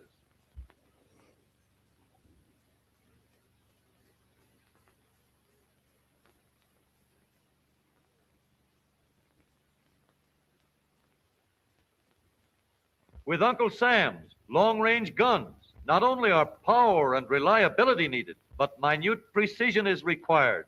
Precision that aims these mammoth guns within limits of 1/1000th of an inch, hydraulically. The hydraulic stage works by the same method and times its cue right on the nose with the reliability of an old-time actor. This model is a hydraulic system which shows how the hydraulic press multiplies power. This is the pump. This tube holds the liquid through which the power is transmitted, and these 4 cylinders at the other end receive the power. The movement of the large piston compresses or crushes anything put in the press. The hydraulic stage operates with the same reliable elements.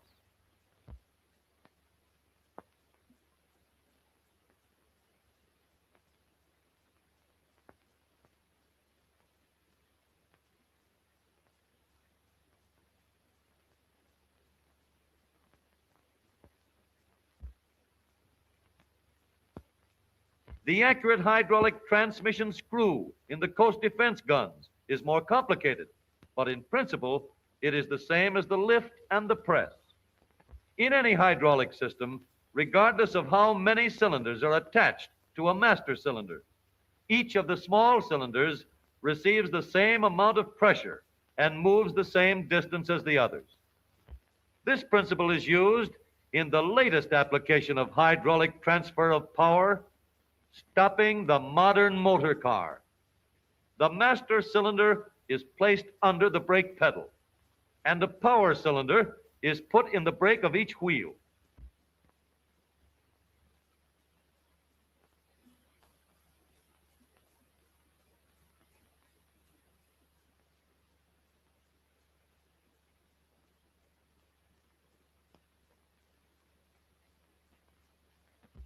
Now, when you press down on You don't see brakes like that no more, do you? Big drum brakes. No, Yeah. but I've had to bleed many of those myself, man. Pain in the ass. brake pedal, Like a deuce Look and a at half. look each at of look the at that. 4 power Like pistons shit. is forced an equal distance against the brake shoes, pressing them uniformly against the brake drum. The shoes are hinged in such a way that the entire lining contacts the drum throughout the life of the car. No grab at the top or bottom. Smooth, even taking hold by the entire shoe surface. These are the brake shoes of a new car. That's Let's fantastic. paint this pair black and examine the wear they take. All right, we don't have to watch you paint the whole fucking thing. What they're going to show you? Note the even grip on the shoes God, the look at first that 20 car. miles. Oh, yeah.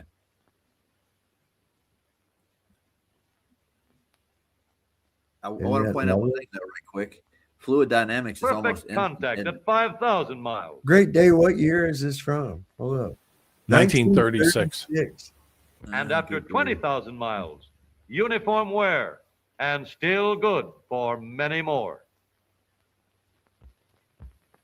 There's asbestos in those things. For durability, Oh, yeah. the linings must be hard, uniform, and unaffected by moisture. They used to brag All about else that. being equal, long life and effectiveness of the brake depend on the amount of material contacting the drum. Brake drums must be wide and large in diameter, smoothly machined on the inside. A car that takes 90 horsepower to go from a dead start to 60 miles per hour in 20 seconds can stop in 4 seconds, but it takes 450 horsepower in the brakes. The final safety and control of the car depends on the construction of the brake itself. God, fuck. It is the brake itself that stops the car, not the hydraulic control. Perfected hydraulic control transmits the power from the foot pedal to the brake itself and gives you the sure, quick stopping safety of the modern automobile. Chevrolet. That was a Chevy ad. Dude. How the Need fuck good- find that shit, man? For real. D-Man, amazing. That's why I crop appreciate Yeah. that for a week. You know, you need good brakes when you go over the curb, man. It's dangerous. Yeah. Especially going from the top to the bottom. Shit can get out of hand quick. Yeah, especially when you're horizontal. Actually, Exactly. That. D-Man's You know making what these amazed me AI about videos. that? Sorry, Cubby, what'd you say? Sorry, just go ahead. I was just kidding. No, it's all right. They're not AI, by the way. I know, I was kidding. It was a good joke. Yeah, 0 to 20 in 60 seconds. I mean, I'm sorry, 0 to Dude. 60 in 20 seconds, dude. That was, Yeah. that was Because the amazing. modern engine back then was like that. He was pushing a 5,000 or 6,000 pound car with 90 horsepower. That's why. Well, what was it? Ford come out with that V8, Yeah, the flathead. and that fucking thing could go. Clyde Burrow, that's what he'd always steal was those. And he wrote a letter to Henry Ford telling him how much he loved that car because he could outrun the cops. I don't really like tomato juice. What? Okay. The V8. The V8, yeah. Oh, Okay, good. I missed it too for a second. man. My yeah.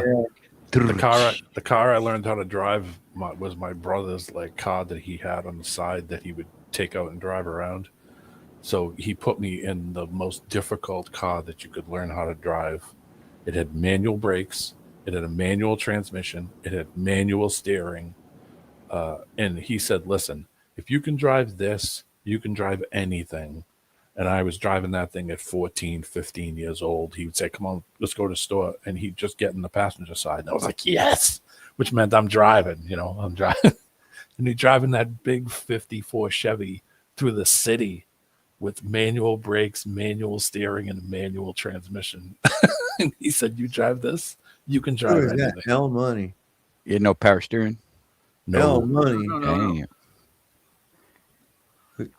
What, do you know L Money? No, I don't. Let's say I don't. backstage. You guys forget me every time. Change your name every This time. guy. Dude, I was Change busting his your name all the fucking time. balls, dude. You always got something Do what to my different. balls? I'm busting your balls, man. What's up? Okay, well, dude, you never know if people actually, forget or for real remember. It's, I get it, but I don't have to be memorable. But how are you guys doing tonight? It's Friday night. It's good to see you. Yeah, man, we're having a great night. Hell yeah, dude. So I wanted to run this by because I don't normally think about the Earth, but I did today think one thought. What if it's a ball with, there's still a dome, but it's a ball? You ever thought about that? How would that work? I mean, so I don't know, but it's extremely compelling to me because I don't think we can leave here. So some sort of way that we're stuck in here, but I don't think it's flat. Well, geocentrum's a good start, that's for sure. Well, where do you actually observe any curvature? I think it's too big to observe curvature. Oh, it's too big. It's a too biggy ball. Okay. That's what they've been telling me my whole life. Then why would you think that it was a ball? What would indicate to you that it's a ball? Darwinism right there. Well, that would be it, yeah, because of the experiment and then the no functioning map or no map that works.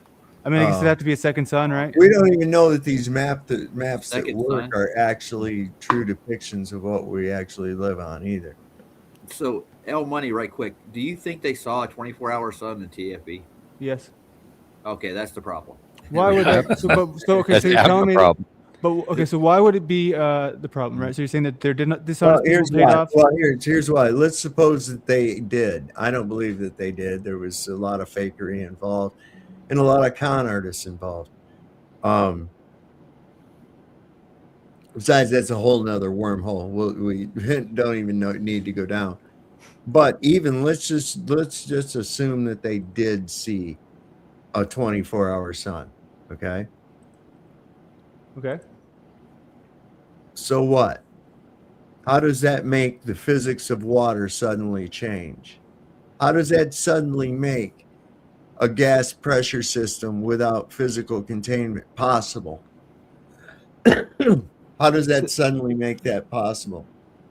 So those things I obviously don't have, I don't have answers for, but there's a lot of things in life we don't have answers for. I think that we've gotten used to that, but we often slap a label on a scientific theory and we call it a day, but it's really, we can't measure love. We can't measure things, but there's not answers for anything or for everything. Don't call it a scientific theory because there's no science involved in it at all. And I defy I was using you- scientific as a different sort of reference, right? Because in science, there's things they can't answer, so they come up with placeholders. It's pseudoscience. That's why. But you're in the script now. What do you mean script? I mean, so this is what I guess I'm having a conversation with you, but when we get so caught up in certain, we just really get it down right. It's this problem with debates. And when we have these things that This isn't a debate. I know, It's but not it's the really a same debate. rhetoric, right? Where I've already heard these things with the water, there's these things that we can't ever sort of get out of that and just sort of conversate about it because it's water than the level of the water. Because it's impossible. Because it violates physics. Why? Because Directly. Dude, this world is very much magical. I do believe we live in a magical world. Right. Well, what define magic? Magic. I mean, I think that there's things that we can't explain that happen all the time. I Okay. think that we sort of agree. bullshit I and agree. just call it a day. But I think But that my can we issue is with agree, people. though? I want Can we to know agree that- your thoughts besides the two big ones. What do you mean? Thoughts on what? The container in the water. That's like all I ever hear. Yeah, I There used know. to be boats Because on the look, horizon. that's right from the fundamental. That's right from the fundamental, man. Oh, Right from the Occam's razor. get-go, that destroys the idea of a working model. Until you can reconcile those physical impossibilities using science, not conjecture, So we like science now. We believe in science. I never Well- said I didn't. No. What do you mean believe in science?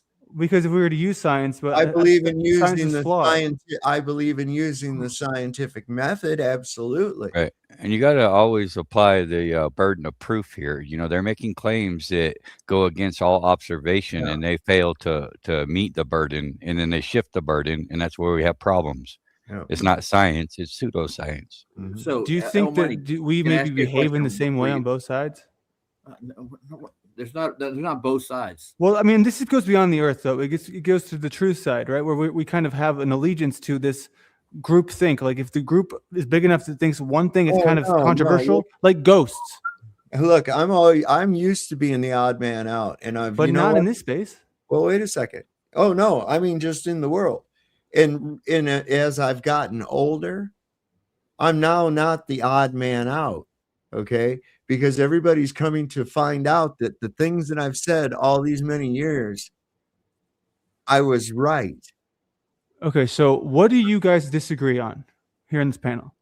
What do you mean? What do you mean? As far as like truth goes, and fringe topics, conspiracies, do you have disagreements within this space? Of course we do. All the time. I would love to hear about them because I The wanna main get thing into about nitty-gritty. becoming a flat earther is learning to think for yourself. You know, we might agree on That's a what it lot of should be. stuff, but at the end of the day, you got to learn to think for yourself, because that's what we're lacking here. They teach you how to think, or they teach you what to think, not how to think. You haven't heard that before? It's part of the script.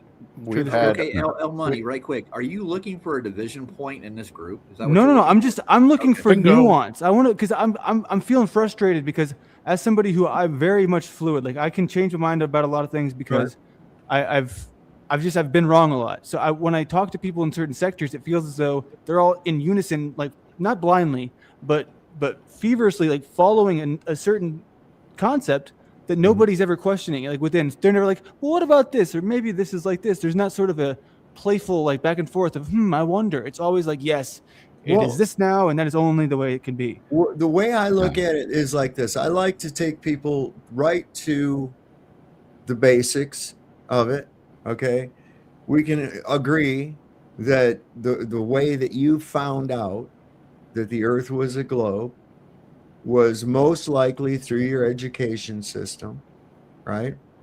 Some of you may have had a grandparents or somebody who had a globe in the house and you played with it, or maybe asked what it was. But that's how you learned that the earth was a globe. You never discovered it was a globe. So I usually ask people this: if you had never been told this, what in your daily life would ever make you start to think that, hey, you know what? I think Earth might be I think I might be on a big ball. Well, I think that's. I mean, what would make you think that? What would make anybody think that? So I think that's putting too much weight into your human senses, because there's things that we could never know without certain technology. hold up.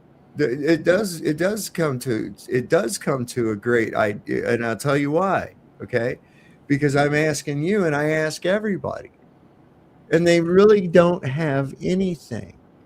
I mean, they don't have to. have There's so anything. many things in life they don't have anything for that for. Well, Like, we I don't have an answer understand to that. everything. So, if you nor I or anyone else would be inclined to think that we lived on a globe based on our daily experiences and living our life and everything else, never being told that we're lived on a big ball, we have no observation that would ever make us believe that. So if nobody ever had this observation, then how did anybody come up with the fucking idea?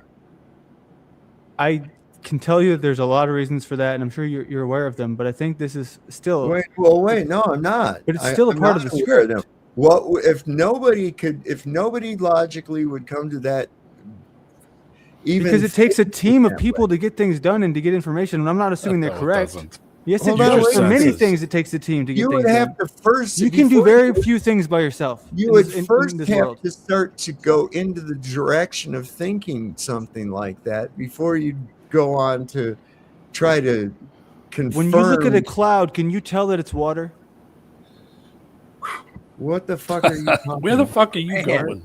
I'm asking Can you you a fucking focus at question. all? If you can't tell that that's Wait a related, second. No, then no. how is that Wes. not? You're still not. You're That's still. how is that not totally we're not irrelevant to done. what you're asking me. We're not done with this. We Wait. can't. We Can can't you tell that it's fucking water. focus? We can't tell that it's All right, water. Can we?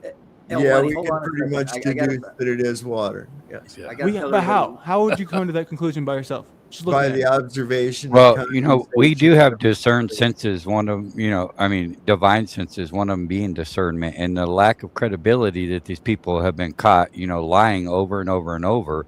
We have to rely on our gut instincts and our basics. Go back to what you can observe yourself, or what you test or measure yourself, So what and are you, all their what are you claims. doing in your life to do that? What are you testing? All you're divine. You have divine senses, bro. Well, see, Okay, that's so just you have it. a default. That's my point. That's my point. What am I testing? Right. What would give me cause to test Exactly. I don't think what I'm seeing is real. I'm going to test it because for some reason I'm starting to think I live on a big ball. Who would ever go into that direction of thinking? No The one. answer is no one. Right. So that's You how never I'm would. trying to get the idea of who came up with this idea in the first fucking Right. place, and And how it was it ever floated by? I'm sure it was met with such ridicule it's not even funny. So you think it had to have been one person? It still is An organization, really. I mean, it wouldn't even matter. We wouldn't even care if we lived on a ball. If it's about, you know, why'd they lie about it? Who lied about it, right? Because, you know, they obviously did. They got caught. Look at NASA. They're a joke, man. Yeah, NASA is a joke, but that's all the of truth, them are. right? They're trying to prove that you live on some oblate spheroid that doesn't exist. Okay, you live all on. tests, Man, all look. observations prove otherwise. It's fucking impossible. That's just there. That's all there is to it. On It is top of that, yeah. impossible. The globe Earth is impossible. Gravity Right. doesn't exist. Mass does not attract mass. Okay, this is all bullshit.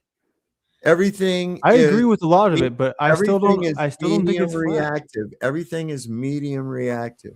Okay, everything Water. wants to sort. Everything wants to sort, balance out. Okay, everything in nature wants to sort and balance out. And you know that for certain.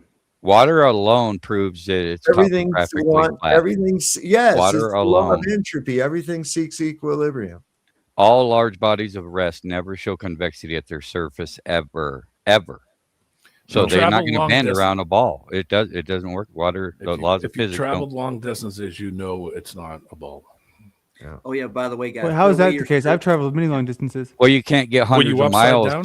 of water. Like the Suez Canal is 109 miles, one continuous body of water, no locks, and it's level. You can't just redefine what level I means hear what and then y'all. I hear what trick y'all are us into saying. thinking we live on a globe. But That's you have not to how. remember that this is sort of the same, and I get because we have common feelings, and like I like the to question things. It's important to do so, but I think that we get really caught up in this, and it's because they made us this way because they're so fucking awful. A lot of these science all people about who come in division. and yeah, it's all. At the end of So the day. this is just as good as them as red versus blue, and we play into it. I'm usually not, but here I am, and because I do want to know the thoughts. Where did you learn most of this shit about that the Earth is a globe and it's going around in space? Where did that come I mean, from? I don't believe for a second it goes around in space. I just think that it's a spiritual sort of phenomenon that is beyond my comprehension, and that's the only way I could really explain it. I don't think that I think that I have feelings and I have instincts that dig words that. can't be I put can to dig them. that. I can dig that, but everything that we interpret, all these electromagnetic signals that we interpret into reality by a little spot in our brain about this big, we take in imagery, sound, smell, taste, touch, everything, and we turn these electromagnetic fields into reality in our mind. The only place that this reality exists, that the way you're looking at it, is in that little spot in your brain. Your brain's remarkable. It's taking in all these electromagnetic signals, man. Boom, boom, boom, boom, boom. Yeah. And it's just fucking converting it into this 3D reality that you can actually exist in. That being said, there are certain rules within this realm. And one of the biggest ones is that water will always find level. Always. And level is not a curve. Okay. But I guess this is where it comes to the point though, where I'm going to say part of it, the biggest part of it too, is that any specific volume of a gas or gases requires full physical containment. Do you think those words have any sort of like weight as far as that they carry any meaning to somebody who's They're laws of physics. But that's the issue with me. Is like I'm not Unless you have I'm not a cognitive mathematical. dissonance, they should. Well, no, because for me, that's the whole reason why I'm drawn towards the concept of truth and sort of ways of thinking that are beyond the normal. Because I don't think in this way. I'm not very rigid in my thoughts. I feel as though I can see a little bit of truth in everything. But I will ask you this with the Earth thing: if it is this way, I'm going to give you the hard. So what? Period. Like, does it really affect us? Can we? Yes, it does. Because look, I can't I'm going to tell you why. I'm going to tell you why, and it's real simple. It's real simple. Okay. It's an elaborate misconception, an elaborate lie that tries to hide God, the Creator, and the importance of you in this one word. I mean, universe. Okay. We are the center of that universe. We are here with purpose. We are part of this machine, this entire machine. We play a part in it. Mm-hmm. Everything does. And we have purpose. We were created. There is this idea that we're a little infinitesimally small ball of dirt and water flying around at phenomenal rates of speed that most people could not even comprehend. How many times do you think you've said these words that you're saying to me right now? I don't know. I wasn't keeping probably count. thousands of times these sentences have been said. Can we? That's what I mean by script. Can we rewind to the beginning for a second? What do you mean? It's part of a script. I mean, like, no, when we say things, I get it's because you really, you haven't nailed down. That's what he knows. You've That's what he understood it. feels. That's I what get he it, lives. but it becomes so repetitive that nobody's getting any new information. Like, I haven't heard a single new thing from you today. It's not that I'm thinking you're wrong. I'm just saying I would love to get to know the you beyond the truth doesn't make shit up, dude. It doesn't change. No, but there's no humanity in it. What is it? What is it that you want me to bring? I just want to get to know sort of you what and what it means to you. How do you live it? What other impossibility does the globe belief? See, that's what I'm saying. That the globe is less important to me than like, what does it mean for you? How do you change your life? How do you wake up in the morning and live It's differently? not the globe that matters. It's the lies. Everything's been reverse engineered. Okay, so what do we do to like live like that means something? Are So you just all say every day, spiritual? this is how this is going on, and every day go online. Look, what happens is this: have you ever played that game Jenga? Of course. Okay. When you pull out the flat earth Jenga tile, it's like the foundational, you never go and grab the bottom Jenga tile, right? Nobody does that. That's stupid, right? So that would be ballsy. And if you did a good job, dude, that would be a pretty good W right there. Yeah, I mean, right, but you're not going to do it. Once you pull that one, the whole fucking Jenga tower of lies starts coming down. Because let me ask you something. When you were in school, they taught you, of course, you learned your planets, probably a little cute poem to go along with it too. That like my very eager mother did some kind of shit or whatever. Right. You learned it was Mercury, Venus, Earth, Mars, Jupiter, Saturn, Uranus, Neptune, Pluto. That's what we learned. Mm-hmm. And then they said Pluto wasn't a planet no more or whatever. Anyway, you learned also probably how your government works, right? Yeah, a bunch of bullshit. I mean, the whole education. I agree with y'all on many of these things. Like many. So now, if they pretty much bullshitted you on all of that, what makes you think that they didn't bullshit you about the other? I did. I believed everything you thought. I really did until the experiment. I don't know. So what experiment? I was in the Antarctica. I really thought all these things. I'm sorry. First off, that wasn't an experiment. Second of all that was a fucking PR stunt. It didn't fucking work. But okay, if it was a PR stunt, nobody at all really talked about it. It was very, very minimally covered. Are you shitting me? In the grand scheme of things, that shit should have been national news, and it wasn't. Dude, dude. Oh, yeah, nobody. It'll go down in the talked history books, about it at bro. all. What are you talking about? I know. I don't think it will. Isn't that something? Wait a second. Isn't that something? All this Just time. imagine that compared Wait to a second, Charlie wait, Kirk. Think about this, money. Think about this, bro. Money. Okay. So all this time, over 100 years of people with bases and countries with bases down in fucking Antarctica. Okay. They got all these fucking bases all over the place, including NASA. And the only fucking people that came up with a fucking to show that there's a 24-hour sun in Antarctica was some fucking dipshits from fucking YouTube. Are you kidding me? And a money launderer. Really? Come Yeah. on, man. And a game graphics Come guy. on. You got to be about fucking. I mean, I 5 think years that old in the they've been mind just with that shit. perfecting like animation and like I think it's basically graphic design and the levels that they've got. Because here's what I'll point out, right? When you go to like do AI, if you have like any video AI, the videos of the space shit is 20 billion times better than anything on Earth because they've been trying to, I feel like, master this shit. And I feel like that's what they've been doing, right? Where did the AI come from? I feel like they've been working on this with the fucking space. They're like, how can we make this sort of new reality instead of making it a movie, which they actually did, obviously. They were like, well, how can we make it, more than that? so Holy shit, that audio. D-Man, Roger. That's What's up, Ken? Cubby. All right, bro. Yeah, so talking. I want to welcome Mr. Dick's been waiting for a while here. What's going on? What's on your mind, brother? He's thinking about tea. You're muted, dude. You're muted, bro. All I think You're about is muted tea. on screen. So, There you go. money, right quick while we get. Yeah, while so we're here. if Hold on.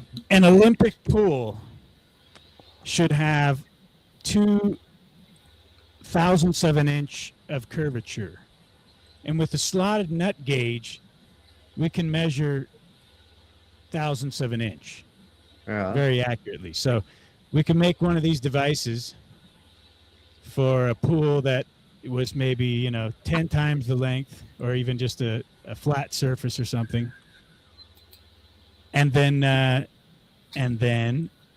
we could measure curvature even in a micro setting. Well, are you familiar with test this out.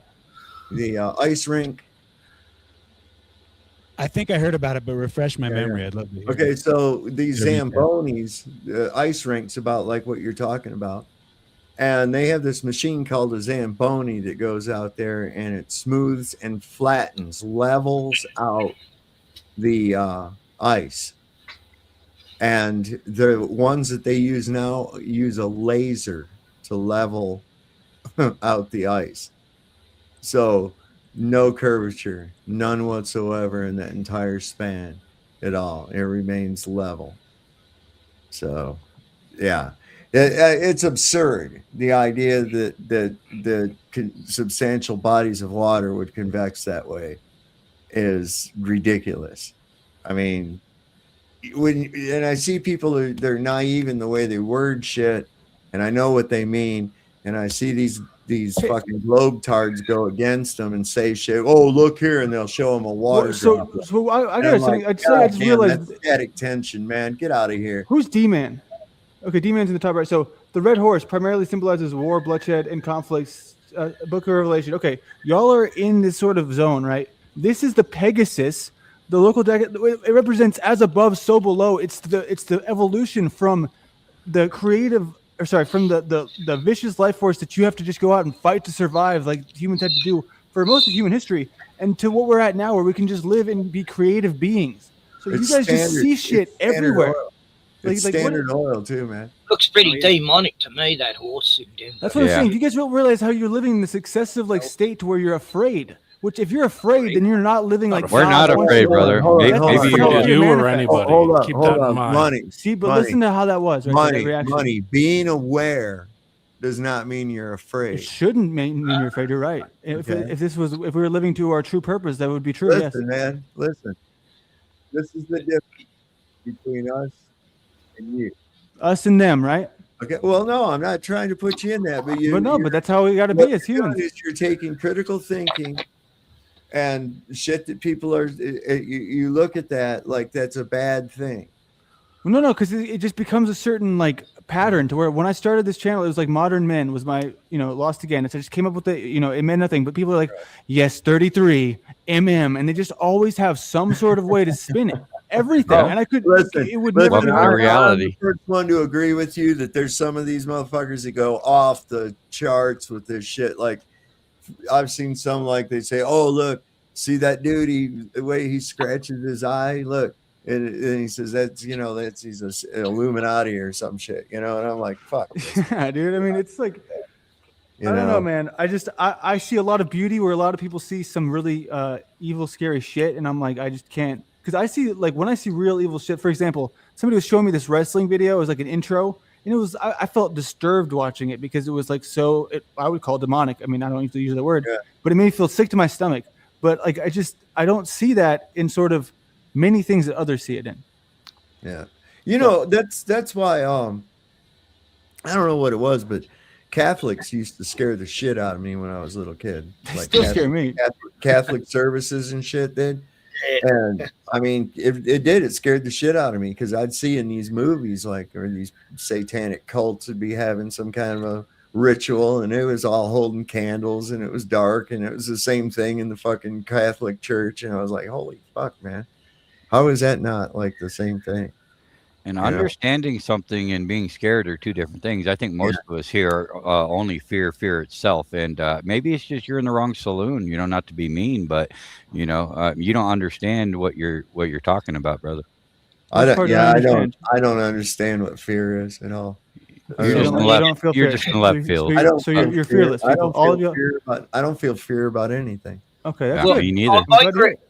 I grew up in a doomsday cult, Jehovah's Witnesses, so that was all about living in fear, Oh God! In the world coming. Okay, Hold on, maybe the word paranoid would be better than Hold on, fear. Ken, I've never felt that since I left the cult, years ago. Ken, hold on a second. Your microphone's a little bit hot. Oh, and did I hear you say that you were formerly, you used to be a Jehovah's Witness? Yeah. Oh, okay. So my father-in-law and mother-in-law were Jehovah's Witnesses. All right. And my wife's whole family were Jehovah's Witnesses, except most of my family is still in it. My wife wasn't though. So Landry, before you take off, if you are going to take off ever, well, I'm not welcome here. No, you're welcome. I know. I'm just giving you a hard time. Let's rewind back to the beginning. You brought up what if we were under a dome that was like part of a globe? Is that what? Yeah, I like that idea. Why did you ask that? Because there's this thing I go to frequently in where the city I live. It's called the Renaissance Tower. Sorry, no, I always get that mixed up. It's not the Renaissance. It's the Reunion Tower, and it's like a what do they call it? Geodesic? Is that the word? Where there's like all these triangles that like are used to make a sphere, and it's like this really crazy glass. That was Buckminster Fuller first came out with that concept and it was the geodesic dome. Yeah, it's okay. So, and I was talking to this guy today because I just started doing very first time ever where I'm actually on the street with like a mic, and this guy is actually, I'm sure he'd fit in here because he's all the same things. And at the very end, I was like, okay, what shape is the Earth? Can we go to space? And then he said something about the dome. He's like, yeah, there's a dome, of course, which I've always understood where that idea comes from because I don't think we can leave. But I was like, is it possible that it could be just floating and we're submerged in it? And then I looked up at the Reunion Tower and I was like, dude, maybe that's synchronicity. So that's why I asked.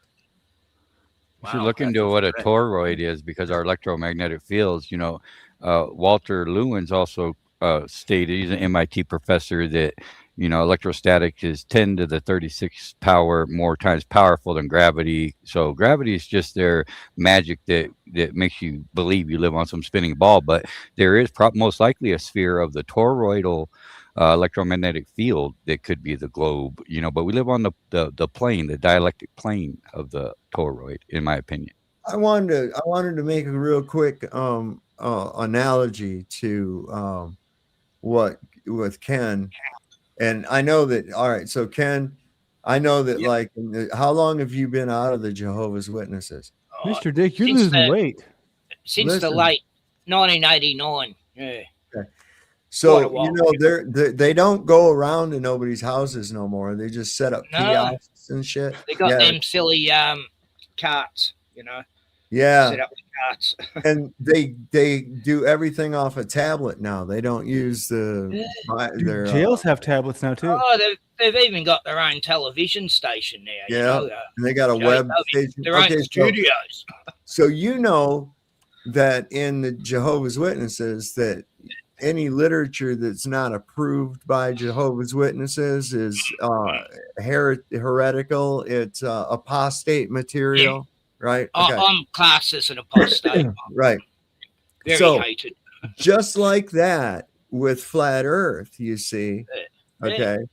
Well, where's your where's your canonization by the church? Where's your canonization by the Church of Science? Right? Yeah. Where's your published papers? Right? See, that's what they want to go to right there. And it's like, wait a second, just because you're in control of what's written down doesn't mean that what's written down is fucking true. The proof is in the pudding. And like that other last fellow, I don't know, he just dropped off. I don't know why, but you maybe can prove they're wrong with their own literature, you know, because they keep changing things every decade or so. So their doctrines are constantly changing. Oh yeah. And now you're allowed to wear have beards now. You know, I found out. That's amazing. You never they have used to be able what? to grow beards.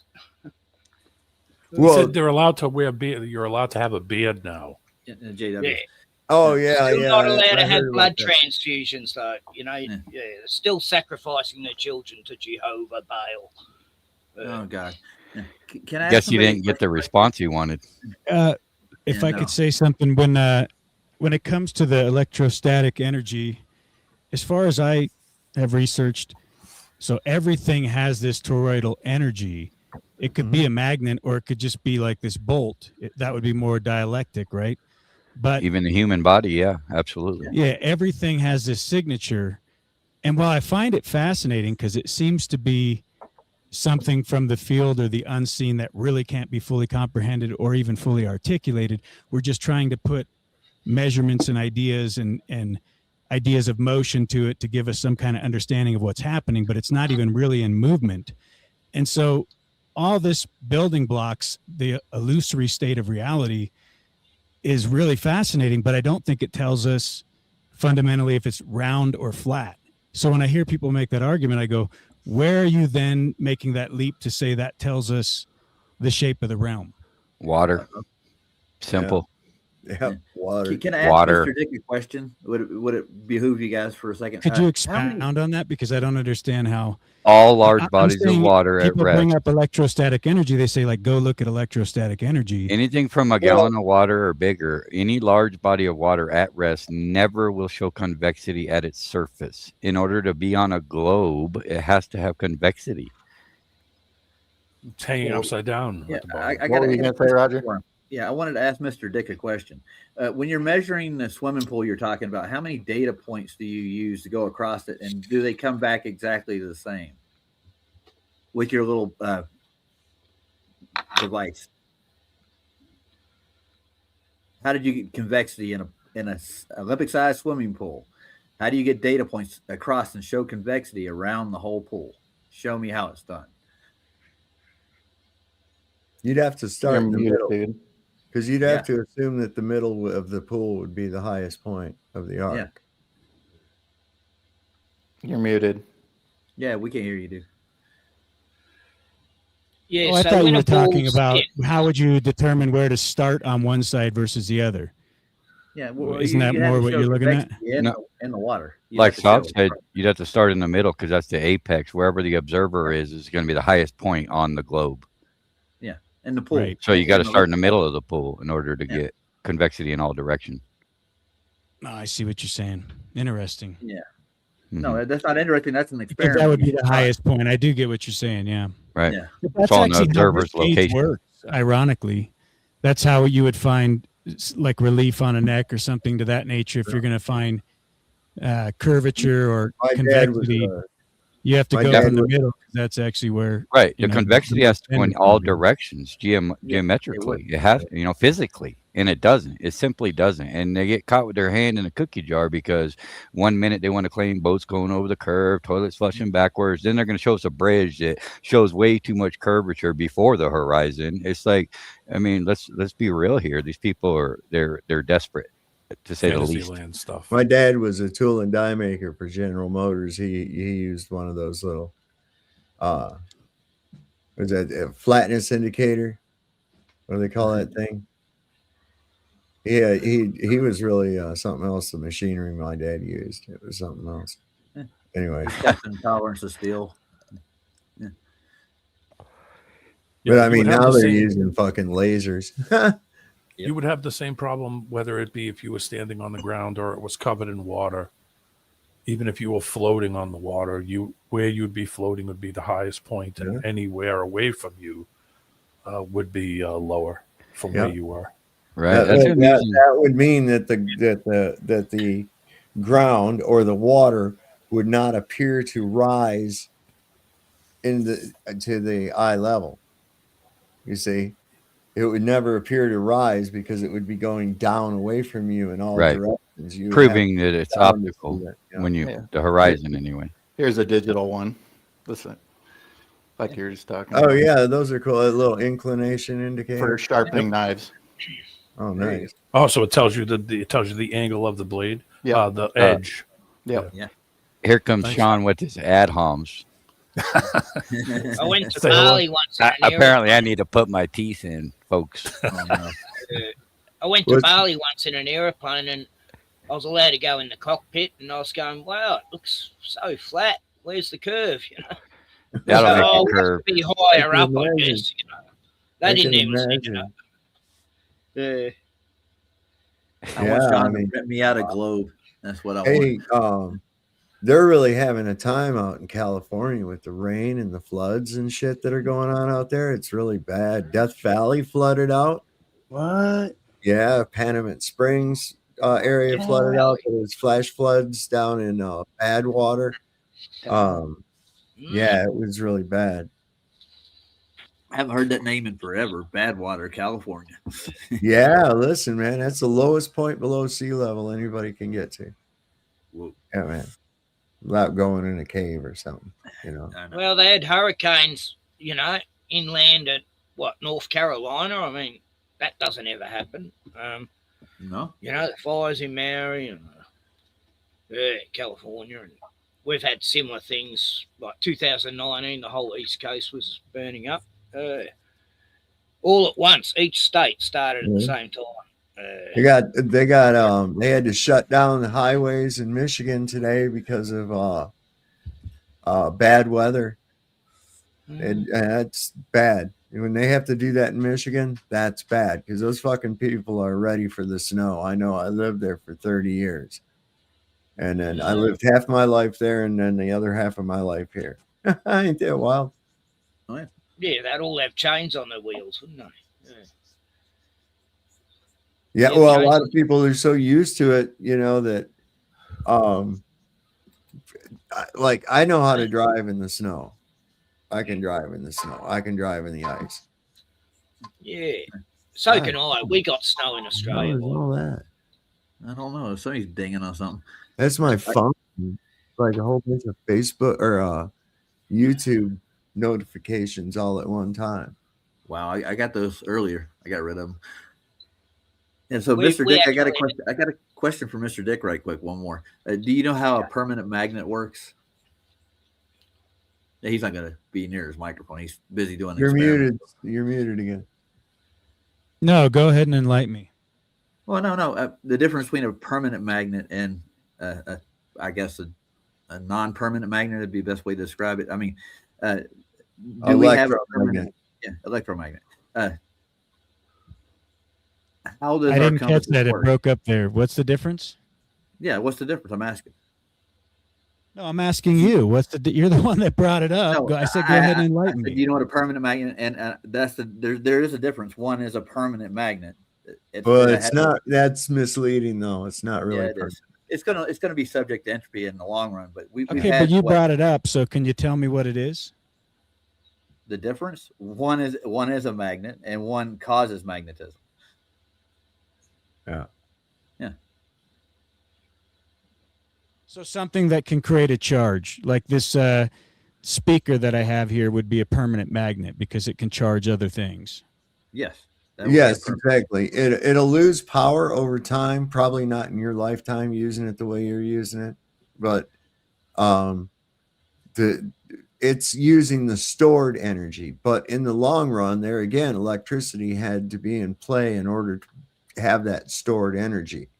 Now, that stored energy of magnetism that's in that material, in that magnet, can be used to produce electricity. Very simply. And a permanent magnet could still be demagnetized, right?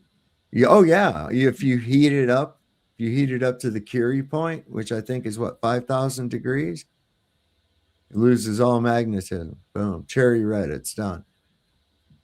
So now you guys know what a magnet does. What does that tell you about reality? I have my inclination and my intuition on it, but what do you think that means as far as how you can extrapolate that out on this realm? I don't understand. You got to put it in context, man. Like, there's so many different things. Well, because you guys are the ones that brought it up. You know, someone in here said, "Look at electrostatic energy," and that's that what. Would be JP. Yeah. Yeah. Well, we have a generate. We have the. You got to take a look with the sun, for instance, right? My belief with the sun is that it's not a fireball in the sky. Okay. It's some sort of a positive electromagnetic energy source. It puts out positive electromagnetic radiation. It's neutrifying. It's also one of the reasons your sky looks blue. It's because the nitrogen is fluoresced by that field. And I don't think it's really so much that the sun is hot, but that its reaction with the earth itself kind of through. Now, this is just my theory. I don't know if I'm right or not. So, I'm just like, this is something I've been playing out in my head.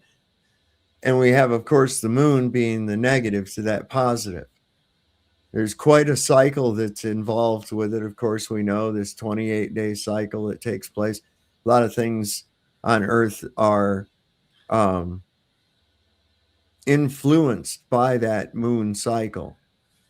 Now, because of our modern day bullshit, we've kind of taken women away from that, but they used to be on that lunar menstrual cycle. We fucked it all up with our chemicals and everything else that we've done, and that's a whole nother rabbit hole. It's half the reason these poor women can't nurse after they have a kids, because they were fucked up with all this shit they give them. Anyway, so where was I? Can I ask a question, Sal, right quick? Can you have a positive and without a negative in any kind of system like this? Well, you can't. If you look at it, even from a hermetic standpoint, no, because there's always, for the plus, there's always the negative. There's always the duality of everything. Everything has a duality. Water has the duality of it's beneficial for your life, but it can also kill you. You understand? Yes. Fire, the same thing. It can warm you and cook your food, and it's beneficial, but it can also destroy and kill you. Everything has a duality to it. So lightning is the positive without the negative, right?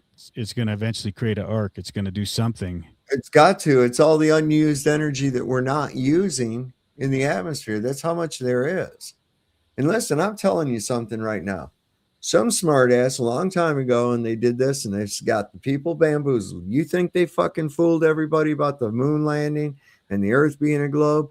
How about try this theory on for size? Because I think this is what's really going on.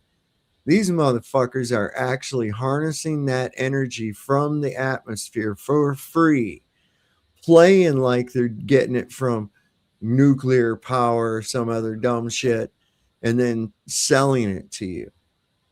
And then anybody that comes up and learns about how to make free energy, they kill them and steal their shit, and steal the patents and whatnot, and shelve it. Well, they make heroes out of the patent thieves like Edison, Einstein, and the rest. You too. think about that. Think about all this, especially with these fucking superconductor things that they've got going on with these data centers. Little amount of electricity that these fucking things use. Not to mention the amount of water that they have to use to cool this shit. Fuck, man. And these things are going up all over the place. My little nephew, I guess is he my nephew? I guess he is. Yeah, he's my nephew. He works for a concrete company, and he's been going up north here and working on a site where they're putting in a big data center like that. This is fucking crazy, man. This is getting out of control. Skynet, I'm telling you. Yeah. Yeah, they're putting them up everywhere. Kevin C used to pop on here from time to time. He was working on one. That one time he came up here on stream. Oh yeah, yeah. That's right. Listen, man, this shit has been and it's a march. They're really trying, and hopefully, man, people are waking up, they're seeing, they're noticing, because it is connected. It is connected to fucking Israel. Israel has had its goddamn hands on our nuts for way longer than you want to know. Well, I'll tell you that right now. BB's telling Australia what they have to do. You know, I don't like your Prime Minister. Get rid of him. It's like, who's running this place anyway? You fuck. I know, right? It's a good old pyramid. Guess what? Well, Guess what? You're the product. Oh, okay. I mean, Looks like we're playing for the wheels to come off the cart, though, with everything that's happening right now. You know, Oh, I it's know coming. it's all by The design. precipice is upon us. Losing popularity slowly. Well, here's the psyop, man. These fucking Jews are coming in everywhere. They're invading everything, and then they want to tell you that it's the Muslims that are doing it. It's Muslims are invading. That's right. You know? And they're the ones who create that anyway, the Kalagi plan, you know, and all that. Yeah. They usually create the crisis and the hero. You know, they write the script. They write both sides, all the actors. Do you think Von there'll be a Dyke. point where? Do you think there'll be a point where people connect how the technology is programming and manipulating them to a degree collectively where they force governments to have proprietary technology or AI that somehow represents their consensus of values, rights, you know, principles, morality, all that kind of stuff, ethics? I don't know. I mean, how do you really give ethics to an AI? Oh, You come have to on. program I mean, but it's Whose it's ethics you on- and whose ethics? You know what I'm it's saying? you on general consensus will form the entire traditional- society's authoritative picture of how reality is, just like we've seen with, you know, the shape of the globe and all these things, or shape of the realm and all these things, because of course they're going to tell people what reality is with these devices. They're going to tell people what's good, right, and true. They're going to tell them, you know, what's acceptable, not acceptable. So if you have an AI that is not working towards a family unit or nourishing or enriching any kind of values in people, or even, you know, common courtesy, then, and it's actually doing the opposite, it's antagonizing the separation and the divisive nature of what we've seen. So it's like, will people demand of governments to have something that is regulated? I mean, at this point, it's not regulated other than corporations, right? So it's a people against corporations for their collective consensus, their socialistic view. That's what you have going on right now. Everybody thinks it's left versus right. No, it's people versus a collective socialistic think tank that's putting in all these intel centers that's going to own our fucking minds. It's been a thing for a long time, you know, the psychological warfare and the infiltration of your perception, the painted illusion of reality that we live in is an example of just that, you know, but it's definitely expedited with the AI and stuff. But even Trump signed an executive order just the other day that if any states interferes with it. So he's full on allowing the AI, which they're all working for the same entity. You know, when you say the government, NVIDIA. like, people are supposed to believe that these people are elected when we know they're selected, you know, and it's all an illusion. Speaking of illusion, you know, there's nothing you're going to do, you know, it's all show, you know, dog and pony show, really. Then Well, then yeah, just it's a just like downward I've said spiral. before. It's the same as it's why Tom never kills Jerry, Right. right? Of course. Yeah. If Tom kills Jerry, then there's no more Tom and Jerry show. Right. That's all there is to it, you know. Mhm. Not so much on Itchy and Scratchy though. That always ended up they had another one. That cat sometimes got the shit kicked out of him bad. But oh man. That's why doctors never cure the patient, right? Otherwise, you'd never have patients left. Why your roads don't never get fixed. Yeah. You wouldn't have a job anymore. You notice that they It's only treatment, you know. They don't want do you notice that they never come on TV and say that there's a sudden uptick of health? Right. Right. Oh, I got a question for Mr. Dick one more time. Oh, they You're did sick- once, but during Corona, they said the flu and cold had gone away in Australia. Of course it did. Yeah, it disappeared. Yeah. Yeah. Corona cured the flu. Yeah. It's amazing. No, actually, the flu. Yeah, we're gonna back see now. the flu. It made it. We're Made gonna a see comeback the this flu. year. Yeah. I do have a question for Mr. Dick though. Are your speaker magnets in a globe shape by chance? I don't think you, or maybe you did. And he's there. I've seen globe-shaped magnets. Yeah, that's not a natural form, is it? Any natural magnet you've ever seen or they found, has it been in a ball shape by chance? Round is not a natural form. We don't see that in nature anywhere. Not My do you balls see are round. magnets in a round form? Do you The see big them round naturally? balls. Normally No, just they- a chunk of something. Right. Yeah, it's But it's usually the like horseshoe a magnet, stone. the strongest. The horseshoe magnet. Now I found spheroids in the desert before. Of course. And they're really cool, man. I got one and it's like it's broke open and Oh, I it's know what like you're talking about. layers. It's like layers. It's really cool, man. And I got both halves of it, you know, like where the one piece that broke off of it. And Yeah. I mean, let's be honest. It's a stupid argument to come at me as if the shape of the magnet is going to tell me the shape of the realm or something retarded like that. Of course, and the idea that we don't see round things in nature around us or spherical objects is absurd. So There's that's relations. not going to make a good argument for you. I'm not trying to make an argument for you. I'm just saying, like, have you found a natural magnet in a spheroid shape? That was the question. well, I wouldn't say Earth is a magnet, really. No, I wouldn't either. But there has magnetic properties on it. What I know is that every object that is phenomenal in nature exhibits these qualities. So there's nothing round or flat or anything otherwise that doesn't have these qualities. So it's an absurd question. What quality you're talking about? We're talking about a quality? round magnet. Have you seen Yeah, a round The magnet in same nature? qualities that a magnet has that gives it that permanent charge that you're talking about. I The don't toroidal understand what you're hyperboloid. trying to get at. The I have a toroidal round- hyperboloid. I have some round magnets. Yeah. I That's what I'm mean saying. spherical. I have spherical magnets. They were constructed though, right? They were made that way. They Yeah, come out they're of the ground they're like made that. out of hematite. Yeah. Yeah, they're pretty So cool. I man. don't see how that would dictate the shape of the realm, magnetism. No. Well, the bottom line is All right. that there's just like I've said before, the basic physics of water dictate that that is absurd.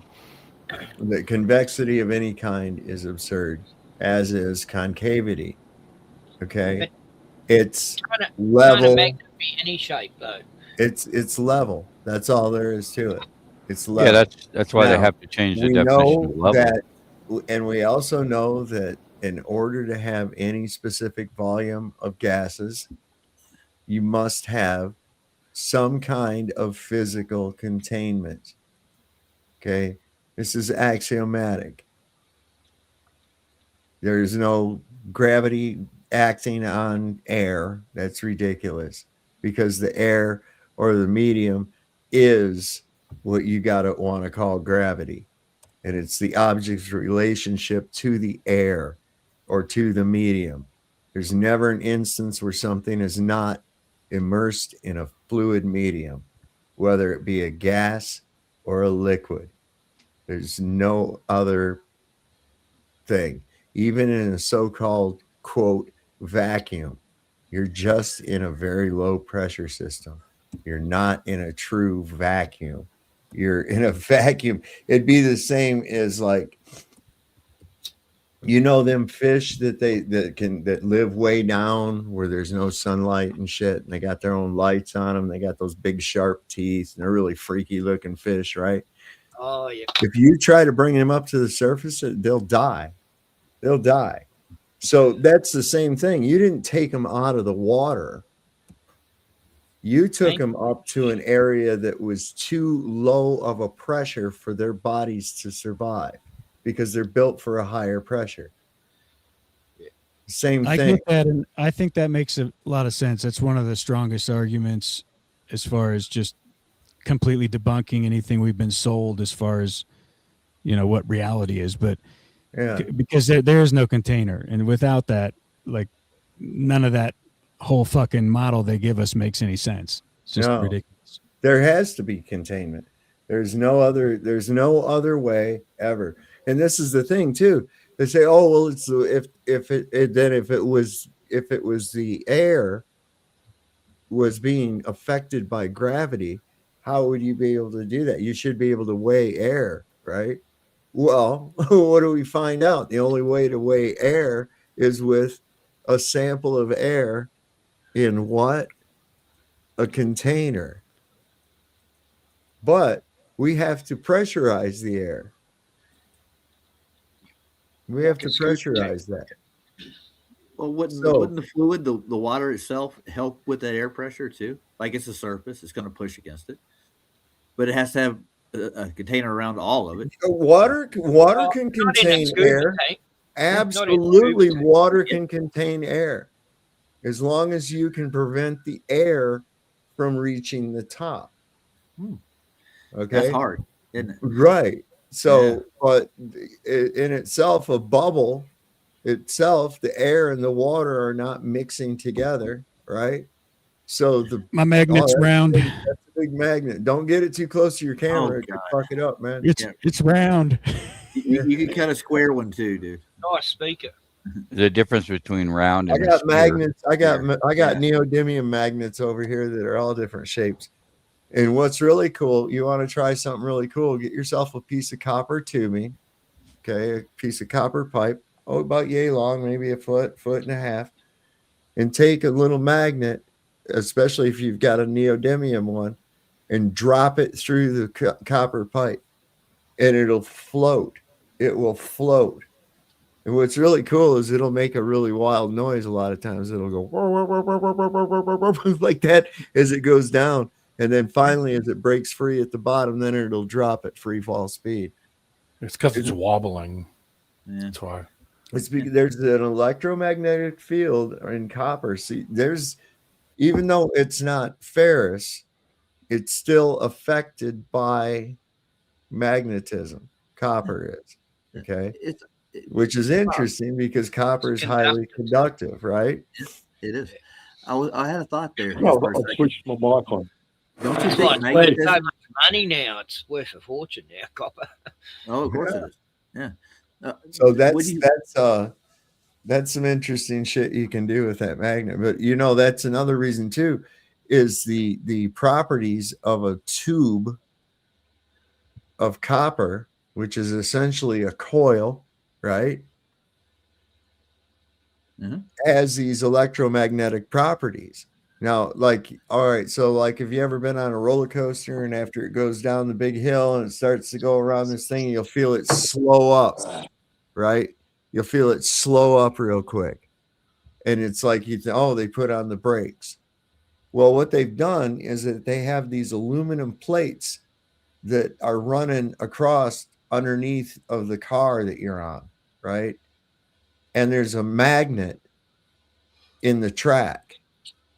And even though aluminum won't stick to a magnet, it has a reaction when it slides perpendicular to the along the surface, and it slows it down like that. You can take a magnet on an aluminum plate and set it up at the one end, and when you tilt it up like that, it'll slide down. Like just put other objects, and it'll slide down real slow. The other shit will just slide down real fast. It'll slide down real slow. So, those are some of the properties. So what I was going to say is that coil effect of the tube, some of the great chefs will only use a copper bowl in order to make meringue. I've seen it. Yeah. If you try to use stainless steel or Tupperware or something like that, it won't come out right. It only comes out really, really good and fluffy if you use that copper bowl. What's going on there? Copper bowl is just a copper tube or a coil that comes to a conclusion, right? And what are you doing when you whip that shit? You're creating a vortex inside of this tube with this electromagnetic field that's reacting to the material that's inside of it. Hmm.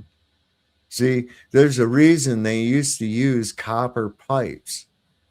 It was antibacterial, antimicrobial. Yeah, now a lot of them are plastic. Yeah. packs. Oh yeah. And Yeah. It don't work. You're gonna get microbes. They used to use copper. They used to use copper for doorknobs, copper and brass, because they're antimicrobial. See? Hey, Sov. Yes. Hey, I can tell you where there's lots of water without containment. Where?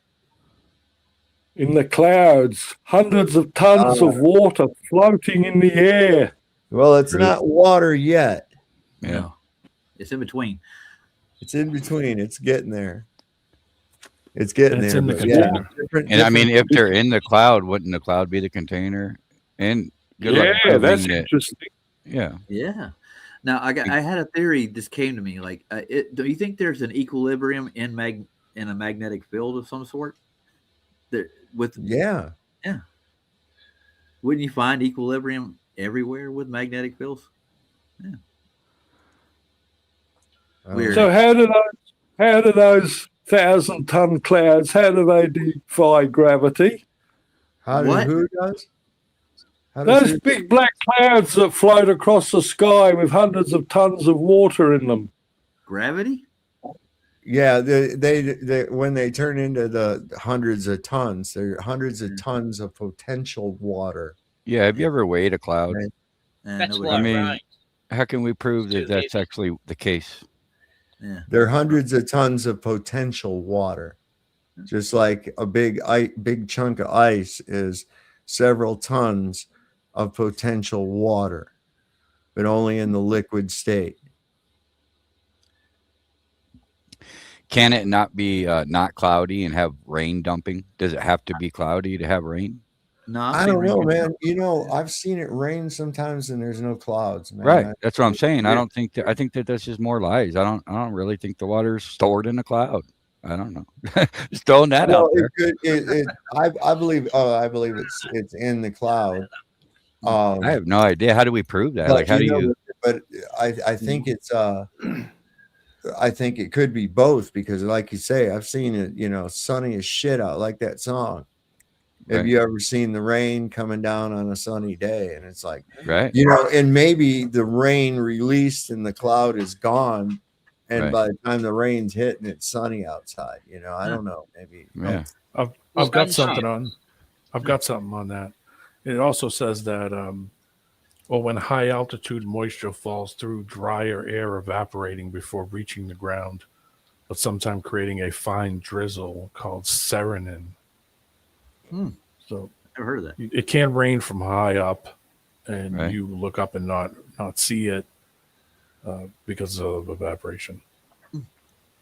Well, What's up, Chris Conley? You're muted. Hey, What's up?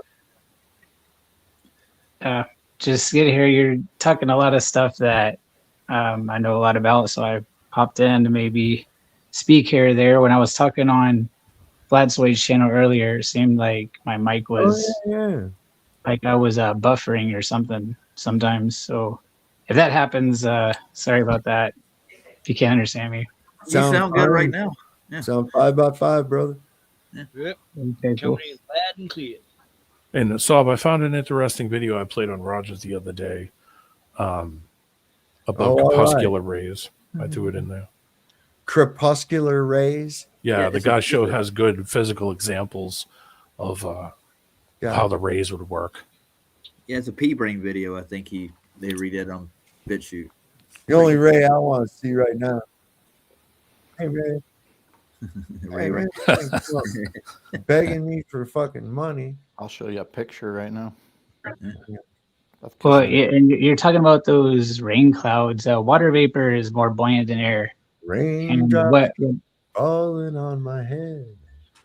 And what everything has in common is resistance. So the stratosphere is a conductor, and the clouds themselves, distilled water is a dielectric, and it doesn't mix with the conductor because, like you're talking about magnetic fields and that, like Faraday's laws, is if you have a stationary magnetic field and you move a conductor through it, it creates voltage.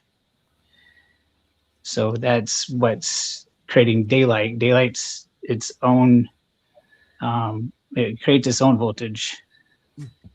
It's independent of sunlight. Well, I know that there is, this is how these solar panels work.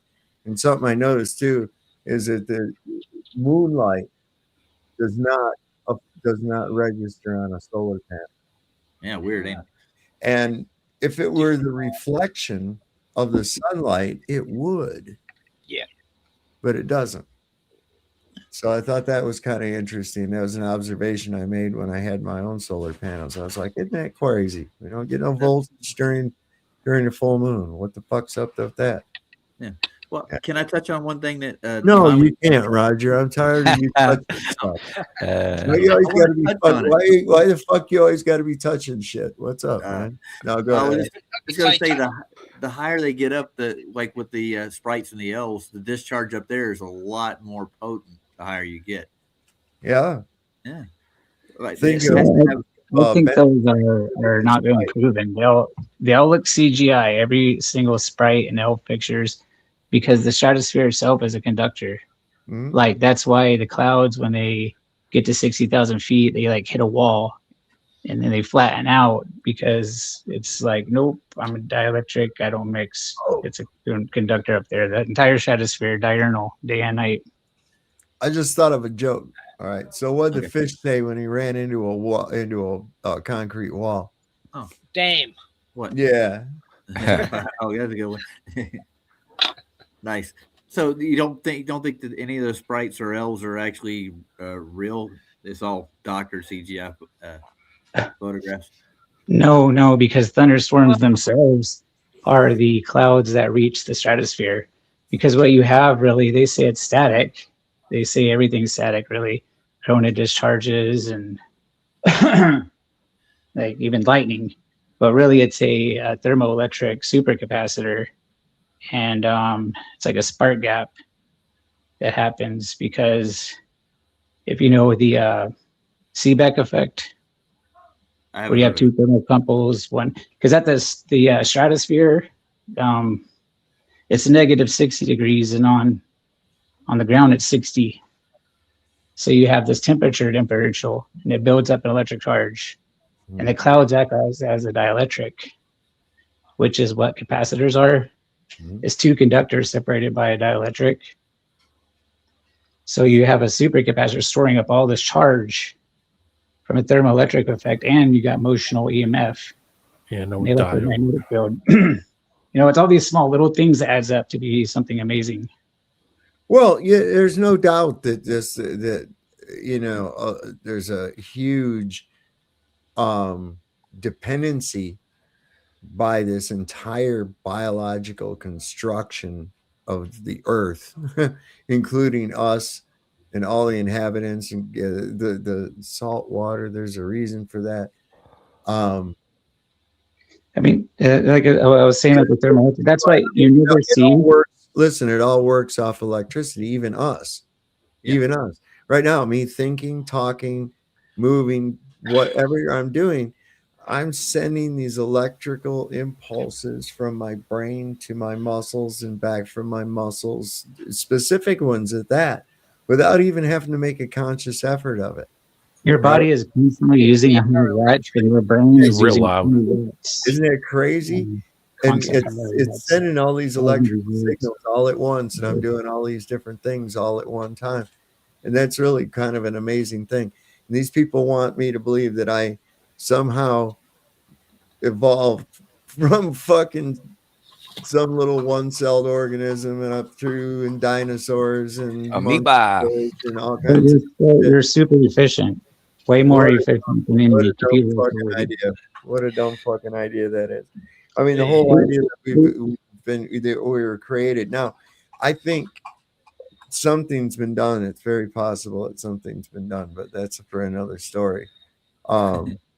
Because this thing with this population of giants, I want to know more about this population of giants because it wasn't just a few. These doors were built for fucking huge people, man. These buildings, a lot of them, I believe, were built for huge fucking people. And I want to know why they've covered that up. Now, here's another thing I want to know. This is all right. So this is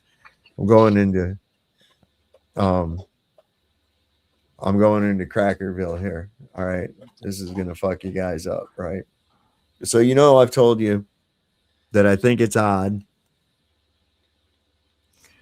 that you see very few, if any, new cemeteries in your lifetime. Now I'm 60, okay? And I can't remember ever in my life ever going by and seeing like a new cemetery where there's just like one fucking grave, the very first one, and it's like pretty recent or what, that kind of thing, or hear about it in the newspaper. Such and such is opening up a cemetery or whatever. You never see that. Okay. So I just want you to take note of that. Yeah, you think they'd have to constantly be making new ones, Right. Now think about that. Every city's got a part in their newspaper. It's called the obituaries. Those are like reported deaths, right? We know that there's like thousands and thousands of people that die every day all over the United States.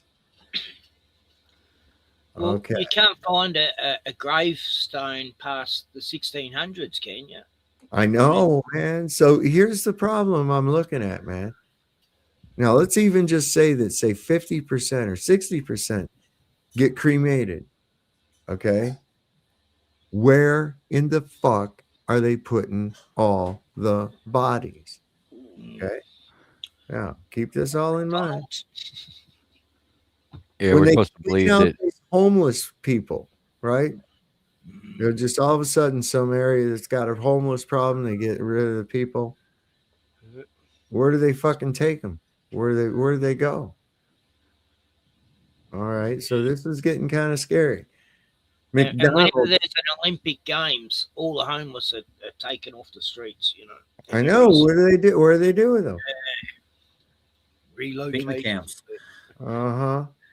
Well, Silent Green camps. You got to keep up with the food demand. yeah, that's what I'm thinking. Look, I think, man, because there's some shit I've heard it from a couple different places, and I might have some stuff on that here in a minute I can show you. But Putin has come out and he said that people here in the United States are going to freak out when they find out that they've been eating each other. Now he's referred to this a couple of times. And this is again, he's referred to this again. And yeah, I heard leg tastes just like arm. Well, do you know the guy who wrote The God Delusion, Richard Dawkins or something? He, in The God Delusion, his answer for humanity is cannibalism. He comes out and says that, I know. All these atheists look up to him. Oh, you got to read this book. So he's a cannibal. Well, think about this, man. I mean, think about it. I'm not saying, but they have found human DNA in fast food meat. Several of the fast food proprietors. You got to wonder where are they actually getting it from? How come every time they clean up the homeless, the McRib comes back? Right? Think about that. True. Do you think Tastes it's, like pork. Yeah, you don't know. do you think it's just limited to human food? Like, what about dog food? What about Yeah. fertilizer? Yeah, What no about, shit. No what about shit. Scrapple? Hey, and look, man, I there's never been, buy dog food for my dog. I cook my own dog food. there's people been testing their fucking ashes from, you know, cremations, and you know, to see if they're actually ashes from humans, and they're like, no, there's no human DNA anywhere in this shit. What were you reading Broken. about that blue buffalo? Sorry, go ahead, D-Man. I was just going to say probably broken concrete and sand and whatever else they could chuck in there so they don't have I to. need a couple cool cigarette butts. Yeah. Oh, Keith Richards said that he snorted his dad. He partied with him after he died. You know, snorted a little bit of them at a time. Listen, my mom and dad are right back behind me. What's that movie Due Date? He snorted his dad. With Zach Galifianakis, where he puts his dad's ashes in a coffee can, and then he end up drinking it because they get mixed up. Some tasty Well, coffee. in In India, the they have a beginning, my river dad where loved coffee. Now he is coffee. Dude. So, Yeah, so what do you think about spreading ashes? I don't like that idea. I think That Well, kind I've of, done it myself. I mean, I I think did it's it. cool, but it's that, you know, that's for the living, right? I've seen people spread ashes and down at the beach, and it goes over everyone, and it's like, what the hell? Listen, that happened to a bunch of people. A friend of mine's funeral. Me He brothers. died. He died, and he was cremated. And he was a great guy. Anyway, he got cremated, and his widow and everybody that knew him, they went up here on the mountain, and he wanted to be spread off of Black Rock. And I think he must have done it as a joke because he knew what would happen. So his wife took the ashes and she tossed them out over the bluff of what they call Black Rock up here on the mountain. And the gust of wind that's always coming up from Black Rock blew the ashes all over everybody that was there. Yeah. Well, that So- wouldn't be the first time, I bet. People have done it. Everybody went home with a little bit of Jake. Everybody went home with a little bit of Jake on them. Yes, sir. We had the same experience Oh, with my where- dad's ashes too. We went up to Mount Humphreys, went off to side of a cliffside on the top of the peak, and just dumped him over. And guess what? Dad blew right back up. So Trump's wife, the one that died, Donnie. was that who was that? Marla? The maybe? man. Oh, yeah. Marlon. That Okay. man. She's buried on his golf course, on one of his golf courses. Tax exempt. Yes. Yeah, it makes it tax exempt because it's a fucking cemetery now. Neat. Number one Ultimately, that body's just a vessel. You know, once you die, that's Yeah. not you in there. You know, you're Yeah. gone. Yeah. It's just this is just like that's why I like that movie Avatar. I was like, this Okay. is literally what you're doing right now. Your consciousness is inhabiting this fucking bio system, this robot, this avatar that allows you to function and manipulate things within this 3D realm, you know? And like I said, with with all the sensors of the robot, takes the information collectively into the processor and creates the imagery and the interpretation of the electromagnetic fields that we're observing. Well, that's what the series uploads about. When you die, you can get uploaded into a virtual reality world with everything, all your brain patterns and everything. But they have to pay for it to keep going in this reality. Otherwise, if they run out of money, they delete it. You go into the cloud. Yeah, and then they Yeah, finally that's worked right. out how to You- clone people. Cloud They would nine. include you in a system where you sit there and work nonstop all day, doing doctorate theses and photoshopping for people, and then if you disobey, they'll put you in the black void as punishment. In this series, they want to make it so the uploads can actually be voters to sway votes, to make it all a blue state, America, and also have them working, whereas they're meant to be having paradise on Earth in the afterlife, Well, it becomes a paradise for them Yeah. because they're the ones that control what you're doing. It's just steering. It's like steering cattle, instead of them having to go out and push over every single one to get them to go in a direction. Well, they can just make gates because they made 4 or 5 gates. They all go to the same place. It doesn't matter. Right. Yeah. And ultimately, they So- can justify that you made that decision, not them.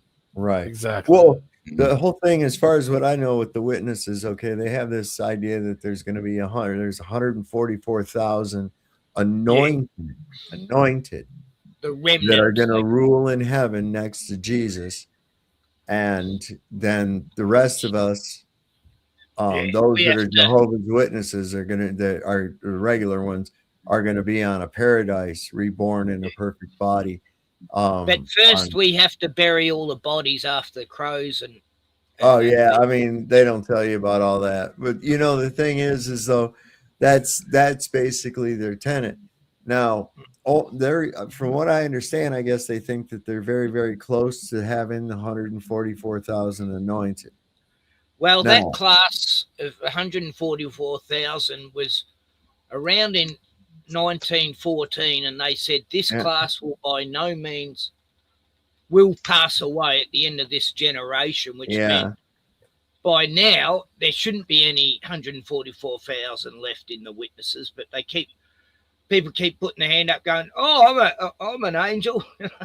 Oh, I'm yeah. going Well, they're gonna get resurrected, from what I understand. Anyway, Yeah.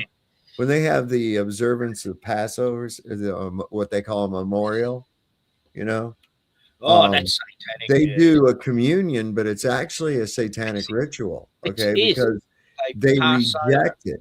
Yeah. Well, they don't partake of the bread or the wine. They just pass it. And that's actually a Luciferian ritual. That's a They satanic don't take ritual. the body or the blood. Yeah, Right, except right. Jesus. That's exactly right. That's In exactly fact, right. they changed the name Jesus in their own Bible like hundreds of times to Jehovah. Yeah. Like in the New Testament.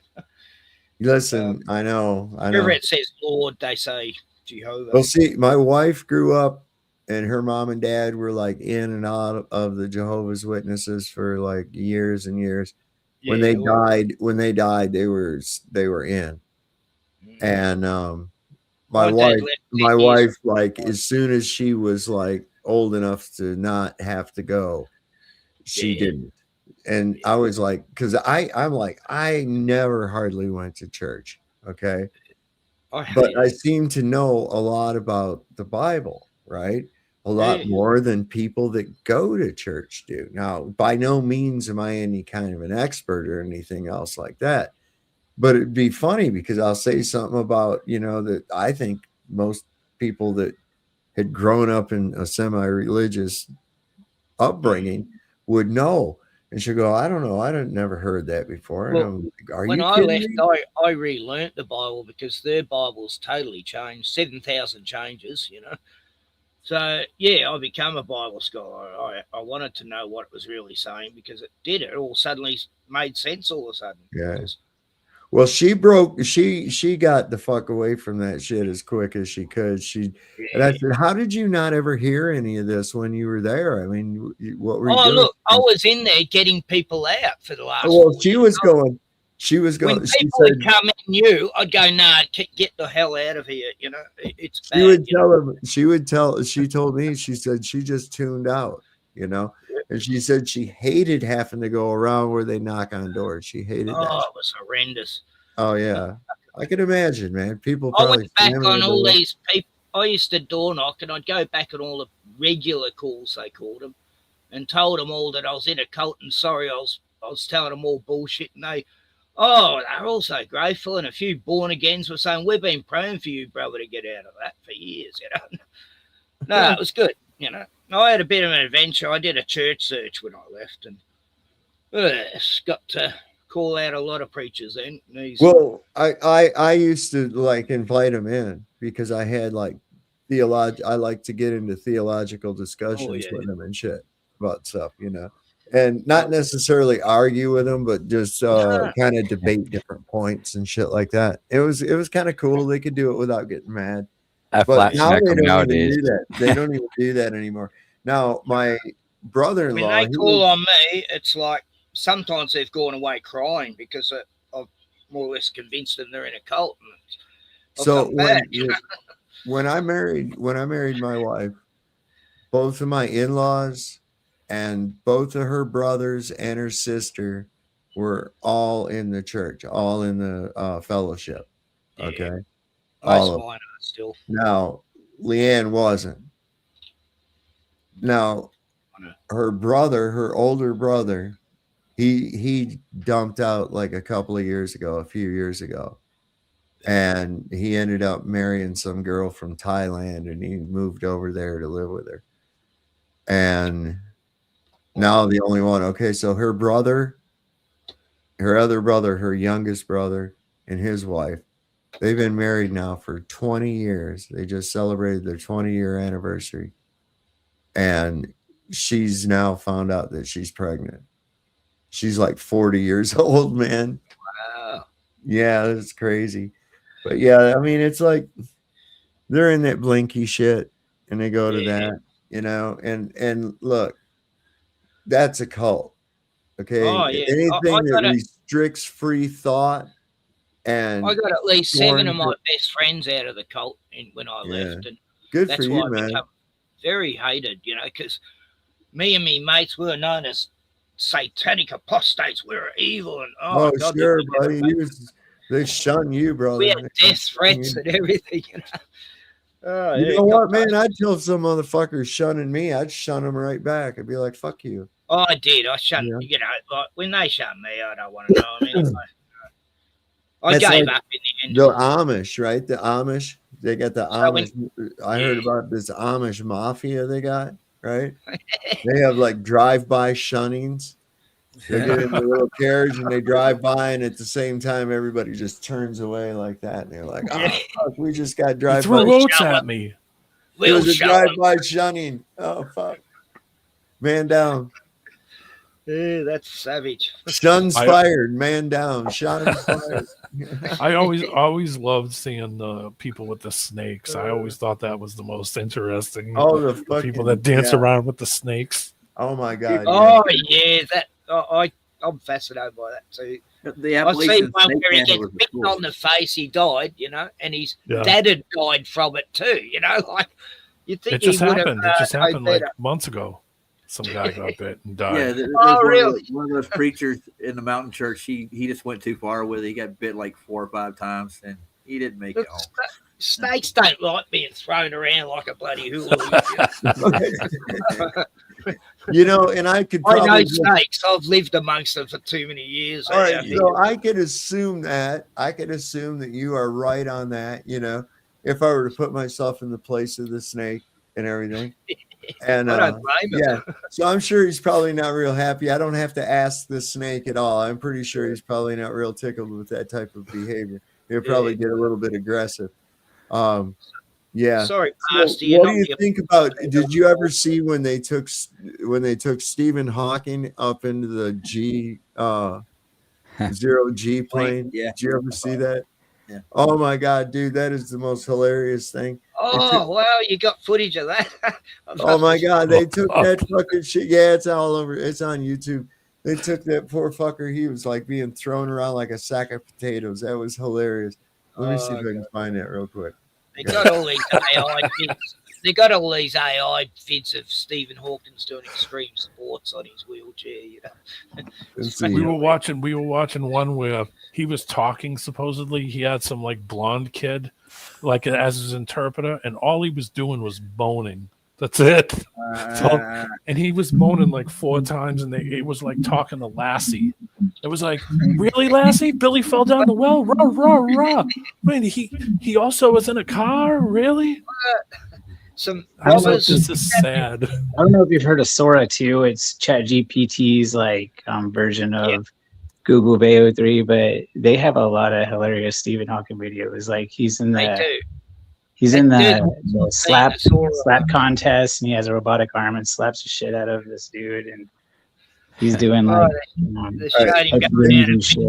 right, check this out. Check this out, brother. This is for you, Ken. Who's got that background noise? I have no idea. It was Chris. Ah, Chris. Chris, cool it. No. Yeah, mute. I don't think Stephen Hawkins ever had a thing to say, really. Look. No.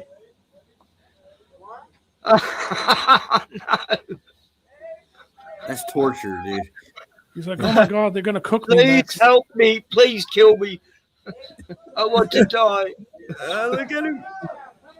I'm having fun. He's not even cognitive, man, at all. He doesn't know what's going on. They just roll it around like a sack of spuds. See a little trail of shit coming out of his pant leg. Yep. They already got a hose hooked up to him. See it? That's my good arm. Oh, that's his voice thing. There he is. Oh, well, Bubbles going wrong from Trailer Park Boys. No, it's way gone wrong. Yeah. Oh, man. Come on, y'all. Jeez, Anyway, therapy. there he is, ladies and gentlemen. That's poor guy. Smartest man in the world. Smartest man in the world. Not All anymore. those books he wrote. The other smartest man in the world was supposedly Einstein, yet nobody can find any video or footage of him speaking where he's not reading something. Yeah, now who's the smartest Right. man? And why doesn't Stephen Me? Hawking's interpreter get any credit? That guy's a genius. He can understand mumble. You can understand. Who do they consider the smartest guy now? I have no idea. Another Elon. autist. Elon There you go. Oh, yeah. And he's another fucking retard. That's what I I'm saying. know. He's autistic. You know, it's not his fault. It's He's on amazing Red how they Apple. say autism is a disease. He's so smart, it must be real. Oh, yeah. I we think must he's stop female autism. to male. Smart, it must be real. But Einstein, he showed us all he is mocking us. You know, he poked his tongue out in that famous photo. That's saying, fool, just- Okay. I got something here. I said this a while back, and I got some shit in the comments about it and shit. And I forget how long ago it was. It's some time ago. Might not even been on my own show, but I remember I said this. And now listen, this is cool. This is cool. Oh shit, I didn't do it right again.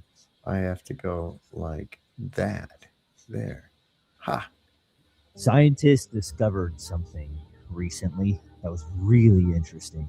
See, in the past, it was always widely believed that the quickest sperm made it to the egg, and that was it. They won the race. But recently, scientists have discovered that that's not the case at all. It's not the quickest or the strongest that makes it to the egg. It's the egg chooses which sperm to let in. The sperm it chooses, the egg sends out a signal that encourages it to speed up. And all the other sperm, it sends out a signal for them to slow down. Do you realize what this means? That each and every one of us was chosen to be here right now, in this moment. You were chosen. Now you're going to sit here and tell me that out of millions, that you were chosen and you're not meant for something great? Don't tell me that. You're meant for something great, or you wouldn't have been chosen at all. Good point.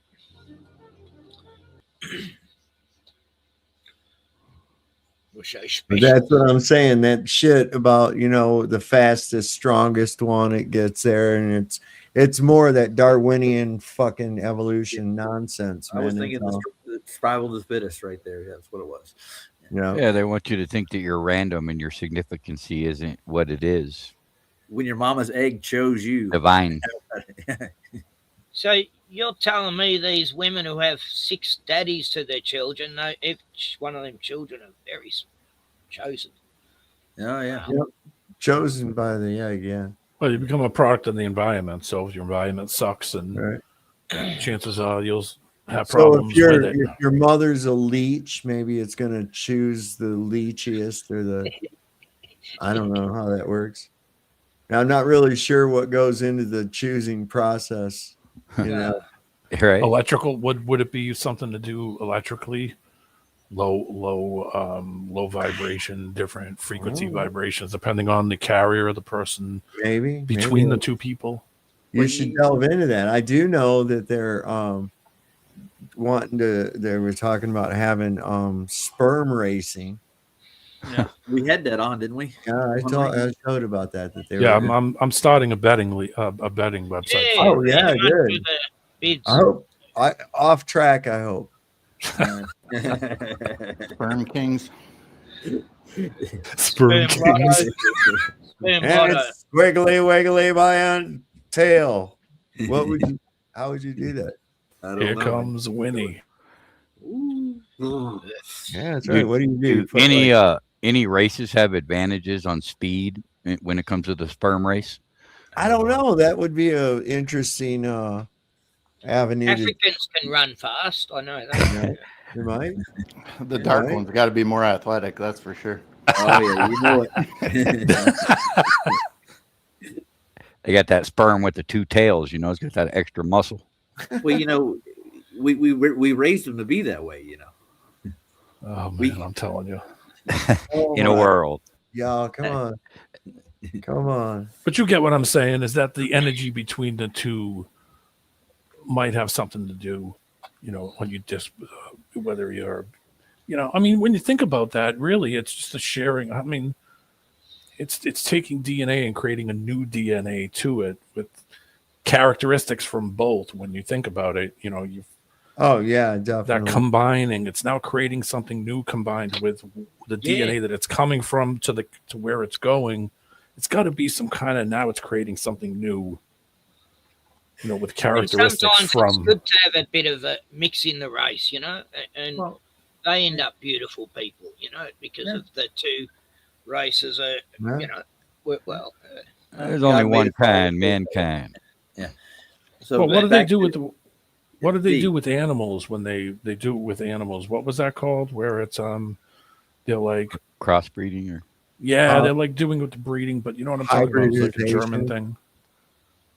Oh crap, I can't remember. Oh, are you talking about what the Germans did? Yeah, eugenics. Yeah, it's like with the Lebensborn Institute. That's where I think that they made Erica Kirk at. Yeah, the blue eyes. Oh, well, Yeah. whatever color that is. Because they use that system for animals, you know, when they breed animals, they use a eugenic system so that they don't interbreed with diseases or get, you know, it's kind of weird how people talk about that system, but yet here we are, we're eating the animals that use the system. Otherwise, you'd be eating some diseased rabbit or, you know, something with their, you know. Well, D, I was going to bring some up. You brought up electricity with the sperm. You know, if you ever see when they actually, the egg and the sperm actually combine. Oh, they create actually, impulse. There's It a creates a spark. pulse. Yeah, Yeah. there's Yeah. a spark of life. Yeah. That's amazing. It is. How does that Star happen? in a jar. Yep. It's God. That's why I say you you and your mate don't create life. You God does. create the ingredients for life. Okay. That spark, that's God, man. That's God right there. Where's Right. that consciousness? Pow. You only get the assist. That's I've done amazing. animal husbandry before, delivered lambs and that, and it's Nice. a beautiful feeling, you know, seeing a new life. Wow. It's one of the most special things ever. Yeah. That's why I don't understand atheists. I really don't. I still Huh? can't. Yeah. No, they're Well, believe they're a monkey's uncle. You know. Oh, yeah, See, yeah. this is the thing. One might have doubts on a creator God, Yeah. but once you remove, and this is what is thankful about the lie to me, is the fact that I was able to get and look through it, because removing that lie removed all doubt. Okay, removing that lie removed all doubt. Right. That's why it's stupid for people like Landry to be like, "Oh, what difference does it make?" You've heard it a million times. You know, it makes all the difference in the world. You know, Mhm. it's the difference between being divine or insignificant. 100%, man. Night and day, yin and yang. Yep. Yeah, good and bad. Do you think this political system and this whatever you want to call this that we're in creates doubt, puts people into states that makes them kind of keeps them in that state where they don't think that they're here for a reason or they have a purpose, or that Well, I the mean, do you, drinking the fluoride. And drinking. well, I mean, just in general, meaning, you know, the political system, how we work, how we interact, how people interact with other people. Like, you notice that there's people that are not on that level. They're very angry, or Yeah. some people are just very down, and some people just do stupid stuff and don't think about anything and just say, "Hey, I dare you to go hit that bus." And like, you know, I mean, when you think about how do people get into that state? How do you just naturally become that and not stop for a second and think, "Oh shit, yeah, this is a bigger picture." You know, some people just don't What care, and I don't think it registers with them. It's What I designed wake that up way. and go, You know? hey, I'm alive another day. Yeah, I'm going to make the best of this day. Well, you've got these people, and this is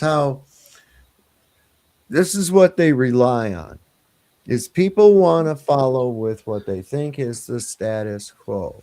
Okay. So they'll be against something and they don't really know why they're against it. They just know that everybody thinks a certain way, and that's how it must be. If it wasn't, so many people wouldn't say that same thing. Well, this is how the globe lie works. You understand? It's just reinforced with constant imagery and indoctrination when you're a kid. Cartoons. Yeah, cartoons, science fiction TV shows, movies, what have you. Let's go fly off to Alderaan. Okay. When did Star Trek come out? 66? Yeah, getting us ready for 66, man I think. going on the moon. Yeah. Mm-hmm. Well, a lot of movies were in the 50s too. Yeah, old. What do you call it? Books. The you know, the old like pick your destination books where you would, you know, Choose you'd your go own to the adventure. third page. You'd go to the third page, yeah, and then it would give you three different directions you could go. Now flip to page 9. You know, if you pick this one, and you would flip back and say, okay, let me look at the second one. You know, I've got like a whole folder on my external hard drive over here. This is amazing. I've got, I mean, and they're all from like the 50s and the 60s, most of them. These B grade science fiction movies. Asimov did it with books. Asimov, all the Asimov books. The Oregon Trail. Oh, there you go. Like, that's a good one I because got one called everybody used that. Cubby and Oxen died and you broke a wheel. 12 to the Moon. Oh, what's this? What's this movie? Hold on a second. I like This First is Men from in the Moon. That was 1976. Saab, are you looking for one from 1984? Is that what you're looking for? Destination Moon. Hold on a second. Let me look at something here. What's going on? Oh, from the Earth to the Moon. God, that was what a depressing ending. They all die at the end in space. Yeah. The Three Stooges were in a space movie where they landed Oh, on a shoot, rocket yeah. on a planet of women. The Amazonian, like it. Oh, Amazon on Venus, yeah. We gotta have a fucking movie night here, man. I found it Yeah, I like a movies. treasure. I used to have them. I forgot I had a bunch of these, man. Look, I used I've to have them got- all the time, and people would turn up and we'd watch all these movies, Aussie ones and horror ones, and oh my god, I got like about 5 years ago, and then suddenly you weren't allowed to do that anymore. There's one from 1909 called A Trip to Jupiter. How long is that?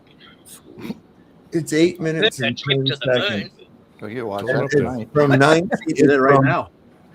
It's from 1909. Whoa. And then there's another one I've got called A Trip to 1909. Mars from 1918.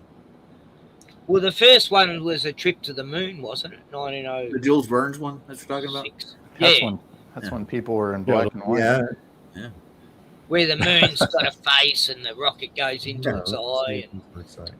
Let me just check this out. Cubby, I still think about that to A this lot day. of these I old talked movies about- were from. The Germans made just as many films as America did back then. Before we got color in our skin. Yeah, we were all black and white. Yeah. Even sunlight was black or white. Black and white days and gray. Yeah. No blue skies for you. Did you know that colors change on black and white TV? There's only certain colors that you can show on TV. Otherwise, they show up real strange looking. They It's really weird, this trip to Jupiter. Oh yeah, there was an adjuster, wasn't there, of the grey or something? I remember an adjuster at the back of the TV. You could make it look darker or lighter or something. Yeah, you could put a clip on screen on the front that would give you 4 colors. Oh, Like, why is no, everything on the left full green? colour. And then with colour TV, you could do that. You could adjust the colour right at the back. The first one. Oh, no. This one I I've got. got electrocuted a few times with TVs. It got propelled right across the room once, like right into a wall. It pushed me back. I thought, wow, I've been electrocuted quite so many times because I was a painter by trade, pulling out electric wire, That's crazy. This one, we'll have to watch this one night. It's a hour and 20 minutes long. Okay. But it's a silent movie, and it's called, it comes up with text that you got to read. Okay. In between, just like the old silent movies. Yeah. And it's from 1918, and it's called A Trip to Mars. And it's really crazy because they was even seeding the idea that already, though, on Mars was already, I guess, like beautiful women and all this other crazy shit.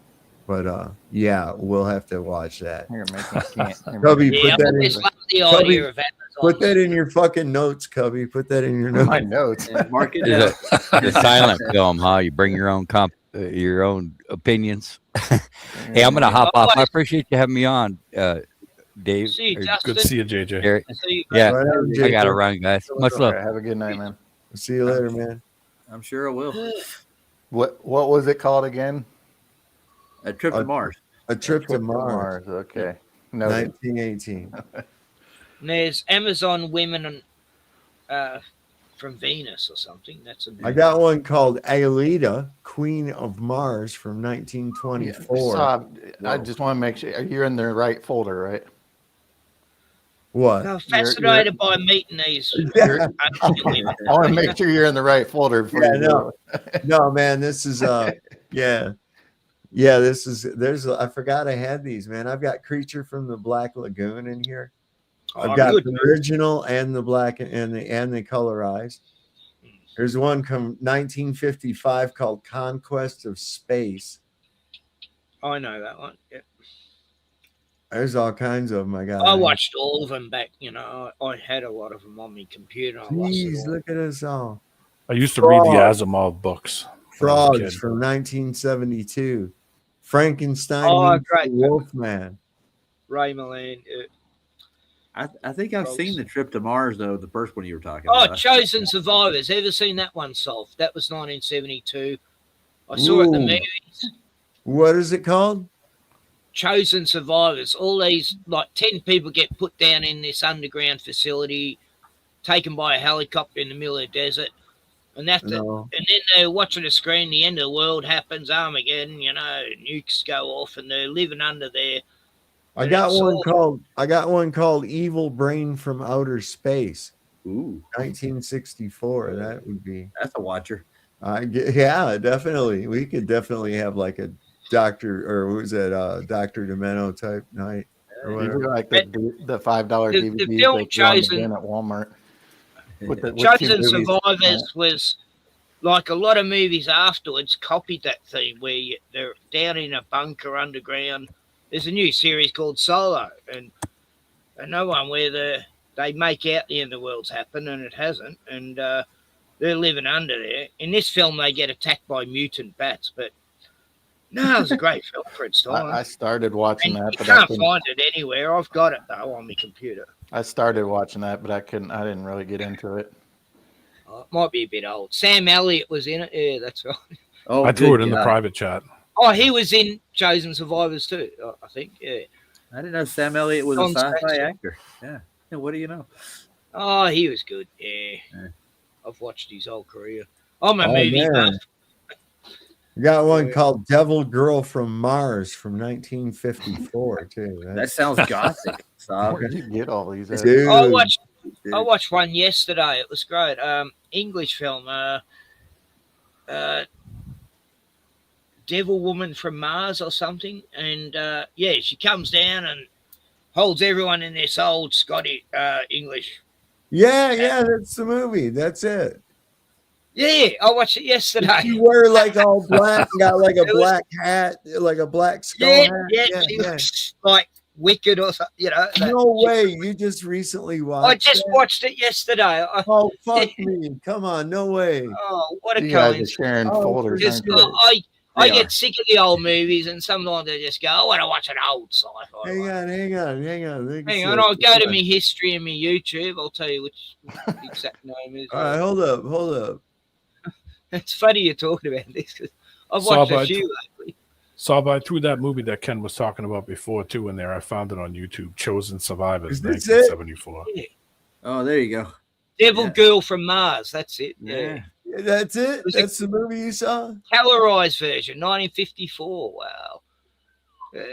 That's and pretty. they've got a big robot in it that doesn't do much except blow up a few things. It was so funny. Like she Is he just can't like- see the makeup and mind what she's meant to be doing I on Earth. saw I'm the going to big go to robot. London. I saw the big robot. Hold on. Yeah, we'll see the robot. That's what I want to see. It was I like wonder if Wait, she needed men to. there's where the thing crashes. There's the ship. Yeah, Hold on. this is the one. Hold on. Let me undo this for a second. I'm gonna reshare it. I gotta have the Funny. sound. It was just as you said, I go, that's the movie I watched yesterday. Little Billy and escape criminal and Timmy, don't go out to the UFO. No. That looks like a big. Must have got excited. Hey, It's man. NASA. Hold on a second. Look, Why is UFOs it- don't make any sound normally. They're very silent. It's pretty subtle, yeah. No, Indians have UFOs are landed. silent. They don't make sound. No, I'm waiting for Godzilla. Hopefully it accounted for gravity. Yeah, I watched this yesterday. I think it was on Creature Features or no. Not where I saw it. All right, hang on. Let's zoom up to where the robot comes out. Yeah, the robot's hilarious. It's got a There's glowing the head. ship after it calms down a little bit. Yeah. I was pretty impressed with the spaceship actually, for a low budget film. Yeah, it's pretty cool. Yeah. Here she comes, a woman in black, or Yeah. yeah, she was hot. Hey, I'll do it. Okay, I don't know, man. Let's look at this. there's again. lots of hot women on Mars, and that's what she wanted, a guy to go back and impregnate. Listen, man, that's kind of Darth Vader-ish, man. I'm gonna call ripoff. Yeah. You know, Dark not Uber. these guys, but the Star Wars people. George Lucas, where'd you rip off Darth Vader from? You got it from this dominatrix looking broad right here. She looks Dark. like she would sternly hold your collar while she shoves something up your ass. Yeah, she's very dominatrix. Exactly. Darth Booba. I don't like him too dominatrix. No. Look at that ominous pulsing light behind her too. Yeah, that's scary shit right there, man. Well, it's got him That guy scared. saves the day, actually. You gotta understand, man. This is just not copacetic, man. Uh-oh. This guy's gonna get killed or seduced. He's one a of the gimp, things. so he has to go. You know, Mars doesn't accept gimps. Oh, she's gonna turn him into a slave or something. Look at. Oh, he's in love with her now. No, he's not. Oh my God, she has such power. Let's get to the robot. Where's the robot? Bring out the robot. God damn it. It's a dude. There's no such a thing as women in Hollywood. There it comes.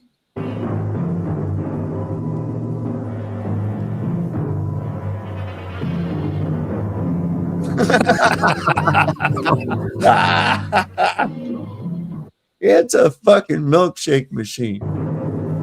It's two refrigerators bolted together.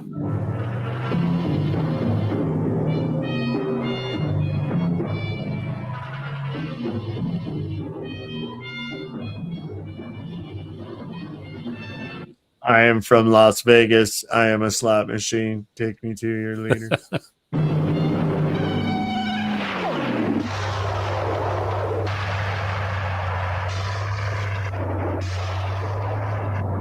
Well, it's kind of dramatic. Doesn't it remind you of War of the Worlds just a little bit, though? A little bit. Yeah. Why are they all not running? Because they're enthralled by her.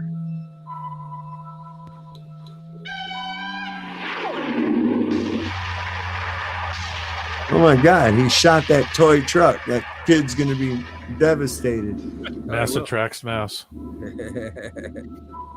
Look at him cowering in fear. And she just smiles. She does that a lot. That robot looks a little bit like an old school like cigarette machine. It's what I was thinking. Yeah, wait, go back. Look. Where is he? I'm way back too far. Wasn't a bad robot for its time. That's better than watching Space's robot. Yeah. This might be a good movie to watch one night. And of course, it's got to have a romantic. God, I had all these fucking sci-fi movies, man. Yes. I won't tell you the ending. Thank God. No spoiler alert. Yeah, Devil Girl from Mars. I watched it yesterday about 2 p.m. I've got Dracula. Prove it on my YouTube history if anyone thinks I'm lying. Is this? Well, I believe you. Real quick, is this? You just gave me an idea for a thumbnail. Devil Girl from Mars. So, what's the best films you've seen this year for 2025? One What's of my favorites was Good Boy. That's the best dog film. You I've like seen. that movie? Yeah, I loved it. I The didn't- dog was just, that dog melted my heart. It's good. I mean, the dog part, I guess, but the rest of them, I don't know. Well, I just want to share my screen for just a moment, Dave, if you wouldn't mind. You what's that? Yeah. Okay. So Heretic was great. Oh, all right, so here we go. Those liars. I know. I'm just saying that it gets worse as you read into it and you actually see the pictures. So astronauts beam home Christmas wishes from the International Space Station. I think we may be orbiting a little higher than Santa. And apparently there's a video with it. I can't find the video, but I don't want to dwell on this for very long. But yeah, you go down into here, and they just actually happen to prepare to bring this nonsensical bullshit on board the International Space Station just in time. So, well, Finkel and they got all the costumes. They're prepared. And his crewmates missed their 3 months before they must have sent him up. But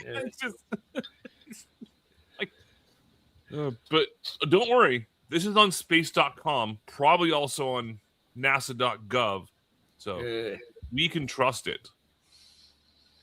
Have you seen how long it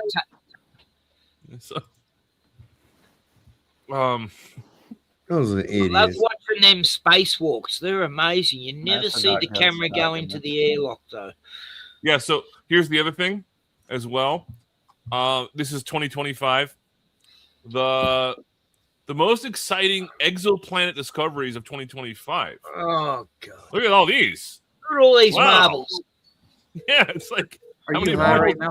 It's like all the Thanks. marbles you used to buy in the '60s. You know. Thanks for reminding me why I never look at Cat this size. website.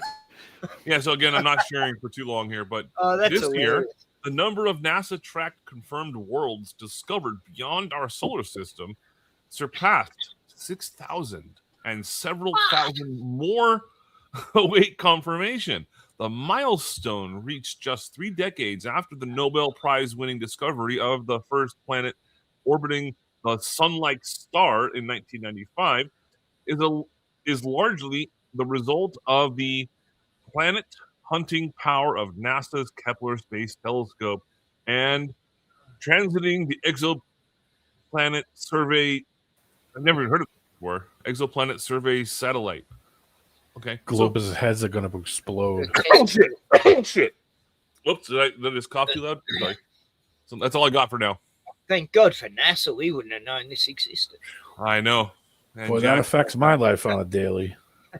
Yeah, I'm blown. Yeah, I'm that's great for humanity what they're doing up there. What are they doing now? Besides taking pictures and More floating fantasy. around, They're eating playing cake, guitars and throwing balls and drinking Listen, recycled urine. Sob, it really needs more fantasy. I got a fever for more fantasy. Hey, check Look, this out. I've been worried for years about them getting caught up in all those electrical wiring that's been hanging around forever. Listen, I have the 1931 Dracula. I forgot I had these movies, man. I got Dracula 1930 from 1931 with Bela Lugosi, the original, and it's really good quality too, man. I've That was got like the Jack original. Nicholson. I've got the That was the- original Nosferatu. I do too. I do too. Yeah. You know, a fun one to watch would be Reefer Madness. Oh, I might have. People haven't seen that. Hang on, I might I've have. got that film. I've got on DVD. I've got Watch out. Plan 9 from outer space. So have I. I got that on DVD too. What's the one you just said? Reefer Madness. Reefer Madness. Reefer Yeah. Madness. That's Yeah, a watch great out. one. You'll become a jazz musician. Oh, you got to kill someone if you smoke that stuff. Wasn't that educational film they put out for schools? Public. Yeah. Yeah. Yeah. No, Well, it was I a don't. government. Yeah, government movie. No, I don't have it. And by the way, So I was I'm gonna listening. take off in on you. I'll see you later. Very, dude. very All right, patiently. later, brother. Later. See you, In a while, bud. Roger. Yep. And you guys were talking about electricity and stuff, and I was like, I want to join in, but I can't. I'm not able to. Oh, that's right. I saw you. Yeah, I know a couple things about electricity. Hey, I got one called from 1965 called The Beach Girls and the Monster. Oh, those What? beach bingo type films. Listen, I told you I got some fucking doozies in here. I do. I've only told you a couple. I'm looking through a whole thing. There's that's why I scrolled way down to see if I had Reefer Madness because I got some great 70s and 80s ones too that were classics that people probably forgot. You know, around They Live times. Society, that was a good one. Parents, you know, brilliant. That film about it's set back in the 60s, and really, this kid finds out his parents are cannibals. Is this the one? Oh, Parents. this the is stuff. really something right here. I think if this is the one, Yeah, I'm let thinking. me check mine. I'll tell you what I got plenty. Yeah, this is it. Okay, so this movie right here, this is pretty crazy. All right, so this is a movie. It was called The Land of the Unknown, The Land Unknown, and it was from what year? 20s. Let me see. Hold on. 1957. 1957. Okay. And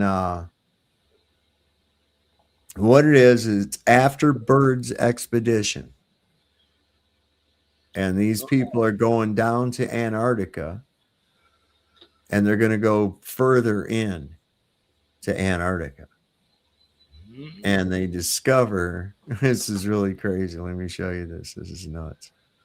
The abominable snowman. This is the only science fiction movie I've seen where they explore going beyond Antarctica. Let me remove that and share. Damn it, I gotta bring that up again. This, that. Okay. So anyway, this is kind of crazy how this starts out. Let me get it up past the credits. Unmute it. So you're showing actual footage from Antarctica.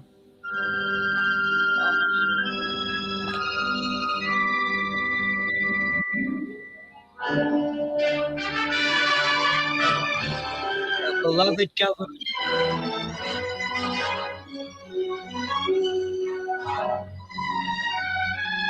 Washington, D.C., where corruption and child rape happens. Your goal, gentlemen, Antarctica. 5 million square miles of terra incognita. But your job to make it just a little less incognita. Amundsen discovered the South Pole in 1911. Wilkins explored the coast in 1928. And Admiral Byrd flew over the South Pole in 1929 and once again in 1947. Now, gentlemen, Shackleton. as officers of this great enterprise, you will facilitate our Navy's geographical and meteorological mapping operations. You will also investigate the phenomenon encountered by the Byrd expedition of 1947. A polar oasis consisting of a body of warm water completely surrounded by this vast desert of ice. Now, at the time, this discovery astounded the entire scientific world, caused a great deal of speculation. Now, there are other phenomena that you will investigate. Ellsworth discovered fossil remains of ferns and petrified logs. Amundsen discovered veins of coal 100 miles long. There have been reports of iron, copper, and nickel. Now, So anyway, this girl, she gets to go because she's like a scientist or something. Anyway, it shows them going. They go to Antarctica. They end up going to this. There they are. They got to this area that was tropical and shit. Now, the point is, 1957. What happened right after that? What happened next year? NASA. Well, the Korean. Yeah, boy. Plus, it was the end of the Korean War and the beginning of the Vietnam. So you never saw, and this was great because there was like prehistoric creatures and shit like that. But the point is that they went beyond that that it wasn't what we think it is, that it's not just ice, that there's other shit, that kind of thing. And you never saw that premise again in a sci-fi movie. The closest they came was finding a fucking that was the North Pole, wasn't it? Where they found that thing in what the fuck was the name of that? Not it. The Thing. No, I think that was Antarctica. Yeah, the Was thing that was Antarctica? Yeah. It was at one of those stations they have down there. Yeah, that was the only thing I'd ever seen where they had. Yeah, the original one was Kurt Russell, I believe. Scott Station. Well, no, that was not the original. No. The thing, the original was like in the 50s. That's what I thought. I thought that same thing too, Andrew. I didn't realize that the John Carpenter one wasn't the original. Well, that means they've done 2 remakes of it then. Yeah. Yeah. 3 remakes. Oh. They did one recently. It was shit, but like about 10 years ago. But no, the original was good. James Arness, who used to be in Gunsmoke. He was a Gunsmoke. He was Marshall Dillon. Yeah. That was my grandpa's And favorite show. who else was in that? But yeah, I love the Kurt Russell one, John Carpenter one. John like Carpenter that was one of my favorites. Yeah, I like that one. It was the guy that did the special effects for that Cronenberg. Yeah. Yeah. Video drone. Yeah. Yeah. and existence. And yeah, I He like always had like these gooey type creatures and shit. Yeah, that that's was when pretty it was cool. at its peak, really. The special effect creature thing. Yeah. Ken It looked Curtis. it looked very Doctor Who-ish. Like old Doctor Who from the 70s. Oh God, yeah. Really, what happened with that was really by today's standards poor video quality. You know, It was awesome though, just because it was all ridiculous. filmed, yeah, on VHS-ish. I don't know. Studios. I loved it. I grew up with Doctor Who. Watched it right from 1964. I remember as a little okay. kid. Look, I got the thing. I have the original. I have the original. James It's Arneson. but it's colorized. I have it colorized. The thing from 1951. Both good, in their own. Yeah. Told you I got a whole bunch of them 1954. Oh, I love that film as a kid. The The giant ants. The giant ants. Yeah. It come from outer space, and the whole town gets taken over. I think the special effects nowadays suck. I think AI sucks. Like everybody says it looks more realistic. I don't think so, but that's just my opinion. CGI's ruined things. Like I miss the old models they used to make. That's for what I'm movies. saying. It was... Well, I'm going to share one last thing. No. Okay, go ahead. Okay. It's okay. So What this. do you think this is, man? Show and tell? It's short. Don't worry. What is it? Show and tell? What the fuck do you think? I don't know. Something like that. Yeah, I'm gonna stream soon and do show and tell. All right. So, yeah, this is in regards to something absolutely ridiculous, but I've watched part of it. It's called Barbarella. Can't forget Barbarella. Sorry. Right. So, Sorry. this is how people are like in, I don't know, their junior year of college or something like that, trying to get into cinematography or something. And this is called Velocipaster. It's definitely a fucking terrible movie, even though it's kind of funny. But either way, they do better cinematography than a lot of stuff that even NASA does, and that's the reason I'm showing this. Okay, so it's good. It's cringeworthy. This is just the trailer to it. Okay, it's 1 minute and 40 seconds. After that, I'm gonna go in the background and probably head out after that. Where is it? Oh, I see it.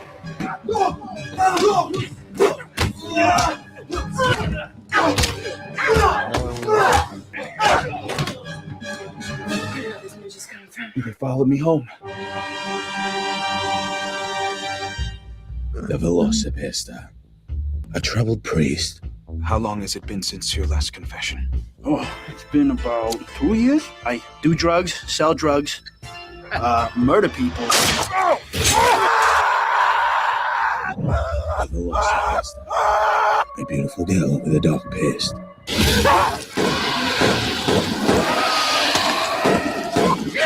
Last night was amazing. What are you talking about? The time you turned into a dinosaur and ate someone. What? Dinosaurs. You guys talk all the time about helping people. This might actually be the first time in your life you can. By what? Killing people? Yes. Show me I mean anything to you. Show me you got Show me I'm the one disfigured like the match caress that trigger. Show me I mean anything to you. Show me I mean anything to you. I love Project. That's insane, Doug. God does not want people dead. Oh, I think God wants a lot of people dead. All right, so there you go. Like I was saying, it's very cheesy, corny. I've only watched part of it, but that probably had like a $500 budget or something. Like that film Hobo with a Shotgun. Ever seen that? That was fantastic. I actually like that one. I don't want to go into all that. I like Hobo with the shotgun. It was great. For me, it's 9:18. Never gets old. And Dave, I know it's past midnight for you. It is past midnight for me. That You're doing same good. guy in Hobo with the Shotgun did another movie that's pretty crazy like that. I'm trying to remember the name of it. I'll look it up I real just quick. realized I haven't smoked any weed today. Yeah. I played Tree Venge. It's made by the same guy. On Christmas, it's everyone should watch Tree Venge at Christmas. It's Well, Christmas there's a tree. limitation as to what, like how many. Ken, B have movies- you have you ever seen the movie Rubber? Yes. I know. You know what? I might have one that. of the Hold on. one of the Tree greatest Venge was cinema. better though. Tree Venge was much funnier and more Damn it. violent. I don't have that. Chris- That's a Christmas great trees. movie, though. Rubber is a great movie. Hey, maybe I do have it. Hold on. My I buddy saw Chris. Rubber, but Tree Venge, I saw that after, and it's much better. Don't fall for it, people. I'm not gonna. my buddy Chris, he dared me to watch Sharknado 1, 2, and 3 with him. Oh, those are great. No, You need to be really stoned. Those are great, man. Are they? I'll have to watch it. Oh my that god. wasn't good. He's like, I will buy you food, smoke all my weed, and drink as many beers as you want, and I still couldn't really get through it. So, anyways, that's yeah. So it's the last link. I found a second trailer for it. There's the second one For which one? for Rubber. Uh-huh. Oh, Rubber. Oh. Doesn't matter how many links you put in there, it ain't gonna make. Kim I hope I Bacon didn't are start really something stoned. like a bad habit for everyone to start looking up like the worst movies you can think of and sharing them on the internet. I used to watch a show late at night, Andrew, called Movie Loft, and Movie Loft would show all of the B movies from way back, from the 40s and 50s, and all these old, weird, strange USA movies. up all night. Yeah. Oh, they were making them back then too. Yeah. Real bad ones. Oh, here we go. Go burn some rubber.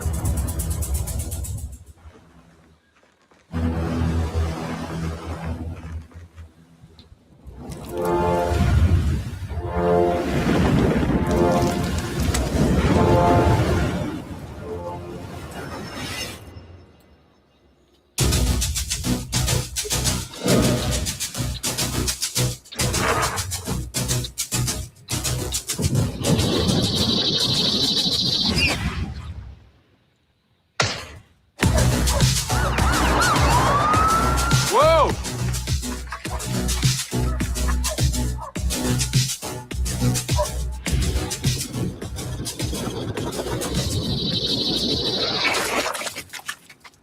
That's odd. Everybody, this is what our killer looks like.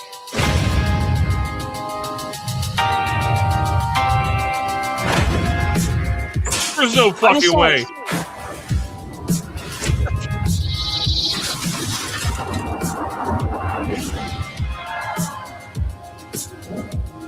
Anybody there?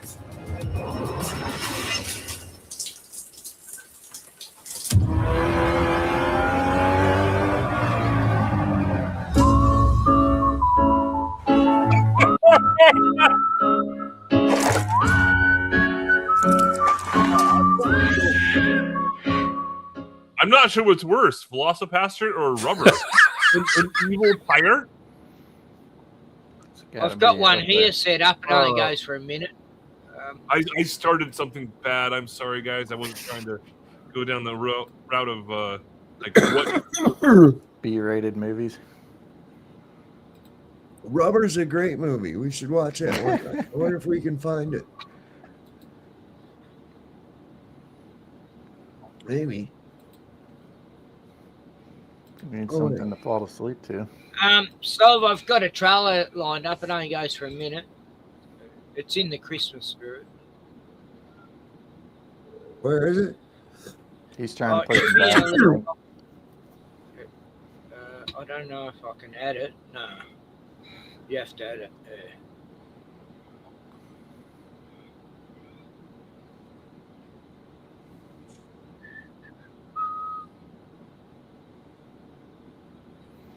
I'm trying to think of the worst movie I've ever watched.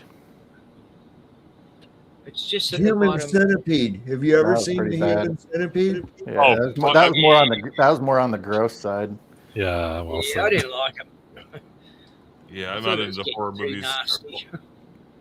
Yeah, I watched like 4 minutes of it, and then my girlfriend was like, "Oh, you don't want to watch it anymore?" I'm like, "No," and I just It's left. so I know it's so fucking gross. Yeah, it's So like they're when I going over the top to try to shock, with those. you know, Hostel is like the most gruesome one I've ever seen because I think it actually is real. Oh yeah.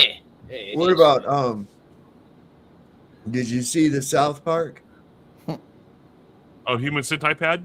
Yeah. Oh yeah.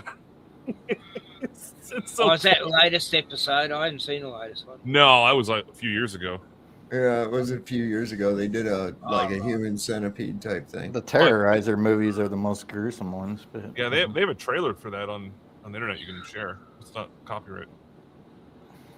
Human Saw Centipede. movies were fun. I thought. What's so that? Steve Jobs is The like, Saw you didn't read movies. the contract. Oh, yeah, Saw. So, the first couple weren't bad. Then they just kind of. It gets a bit silly, some of them. Yeah. But it got the last few. It was kind of like Final Destination. They just should have stopped it for a certain point. Dragging it out, flogging a dead horse, as we say in Australia.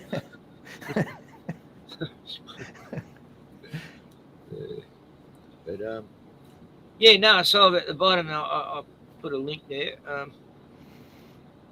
Where? I don't see it. I mean, like I add to screen, and I put it. There's a little box at the bottom of the. That? Is that you? Yeah, I think so. Yeah. Okay. Oh, volume. Hang on. I love the music.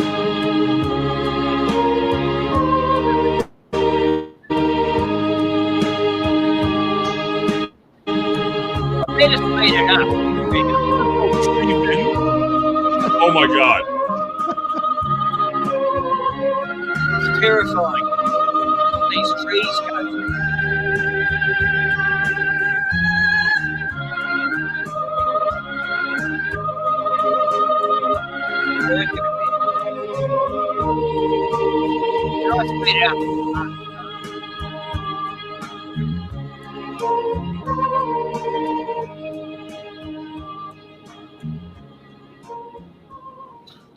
The fuck is that? It was right up there with rubber.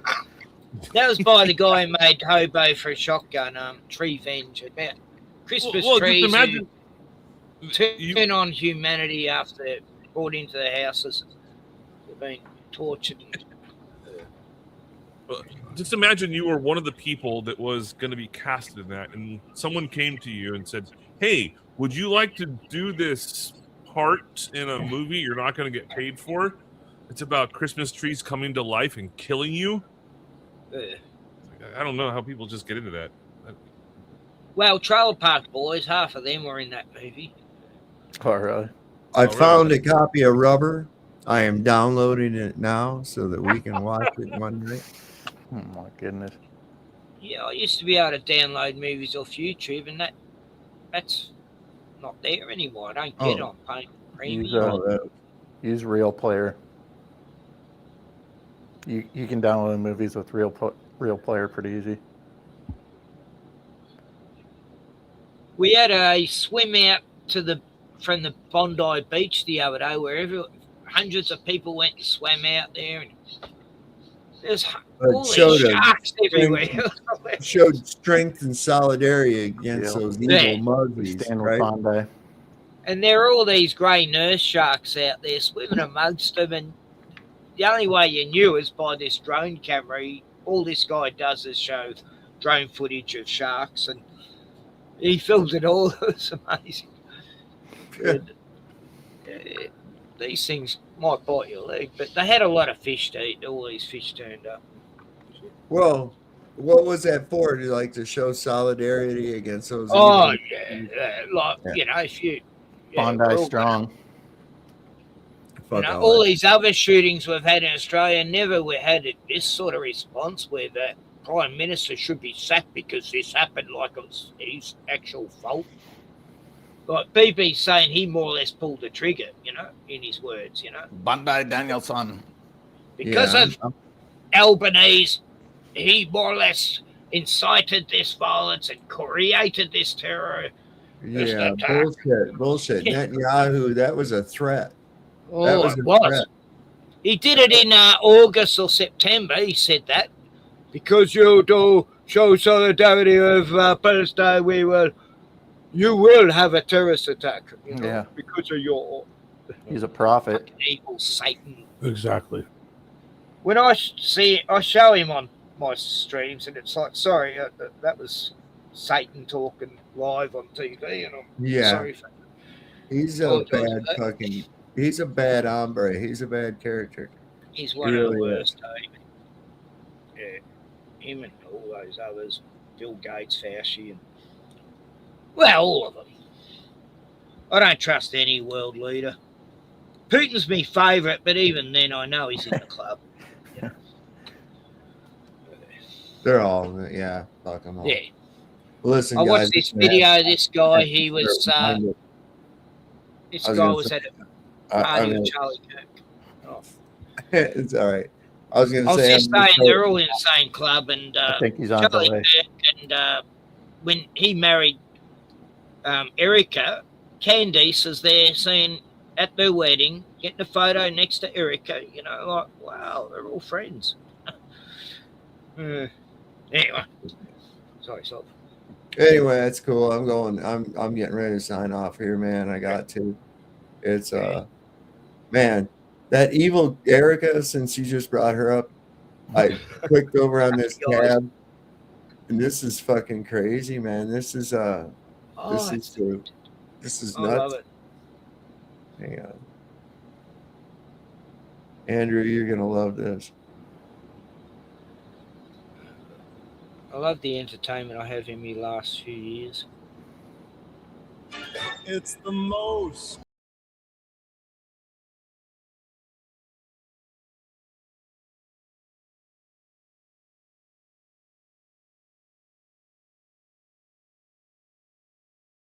It's the most.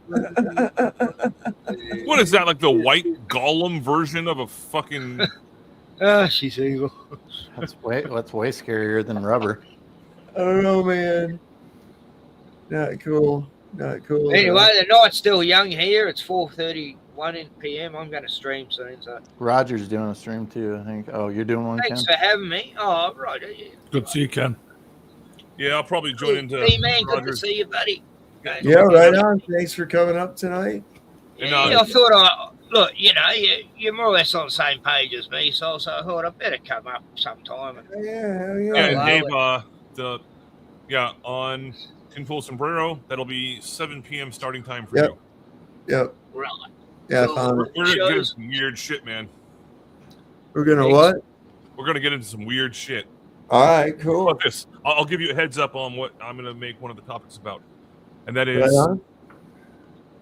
predictions for 2026, but they have to be backed up with at least something other than just saying it.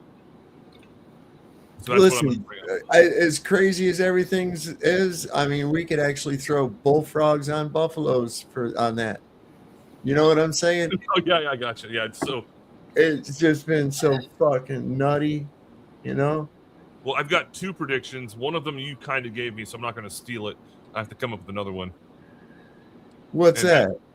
I don't think Trump's going to make it through the end of 2026. Oh yeah, I mean, yeah, I had that. Yeah, I got a feeling that. Yeah, Well, that's all right. We can see what everybody else's input is on that. Yeah, make like a bingo card or something. That sounds good to me. But Dave, thank you very much for having me on. Everyone else, have a great night. Good to see everybody. Take care. Cheers, all. Jeez. Yeah, peace out. Thanks for having me on. Right on, guys. Later, man. Okay, bye. Oh, real quick, can I say one quick thing? Yeah. Next stream, is it good? Yeah, it's okay. Oh, Luke, it's just my name there, Ken Rotman. Yeah, it should come up. All Are you doing a stream tonight, Ken? Yeah, I'm Okay. in the mood now. Okay. I haven't for a couple of days, but I was just gonna say on Saab's next stream, guys, make sure you show up and put your name in the chat. I'm gonna try and copy everybody's name down and just give you a little thank you. I'm gonna do a short little video with a thank you for the end of the year to everybody that shows up here. So That's really yeah, cool. Make Thanks. sure you show up, say something in the chat. I'll write you down. And I'll try and include you in that. Right on. That excellent, sounds Cody. good. I'll go there. Cool. Anybody else got anything before I say goodnight? Nope, I'm good. Good to see you guys. Good to see everybody in chat. Yeah, I enjoyed it, man. A lot of people showed up out here. Wake Up America's here. A lot of people I didn't get to shout out before. Kevin Bacon, Luke, of course. I saw Luke earlier. Ryan. Oh, look, there's Chicago Cubby Bears here too. Got Yep, Spitfire love the Fall. one you're with because you never know when the last time you're going to see them. We got so many saddle bums here. Eldon Bean. Wow, good to see everybody. And everybody came up on panel. Thank you all tonight. And don't forget, the Lord loves a working man. Don't never, ever trust Whitey. See your doctor, get rid of him because he'll probably he'll kill you. There's no doubt about it. And if you heard the shot, it probably wasn't meant for you. We'll see you next time on Sovereign Soul Unchained Mind. Good night, everybody.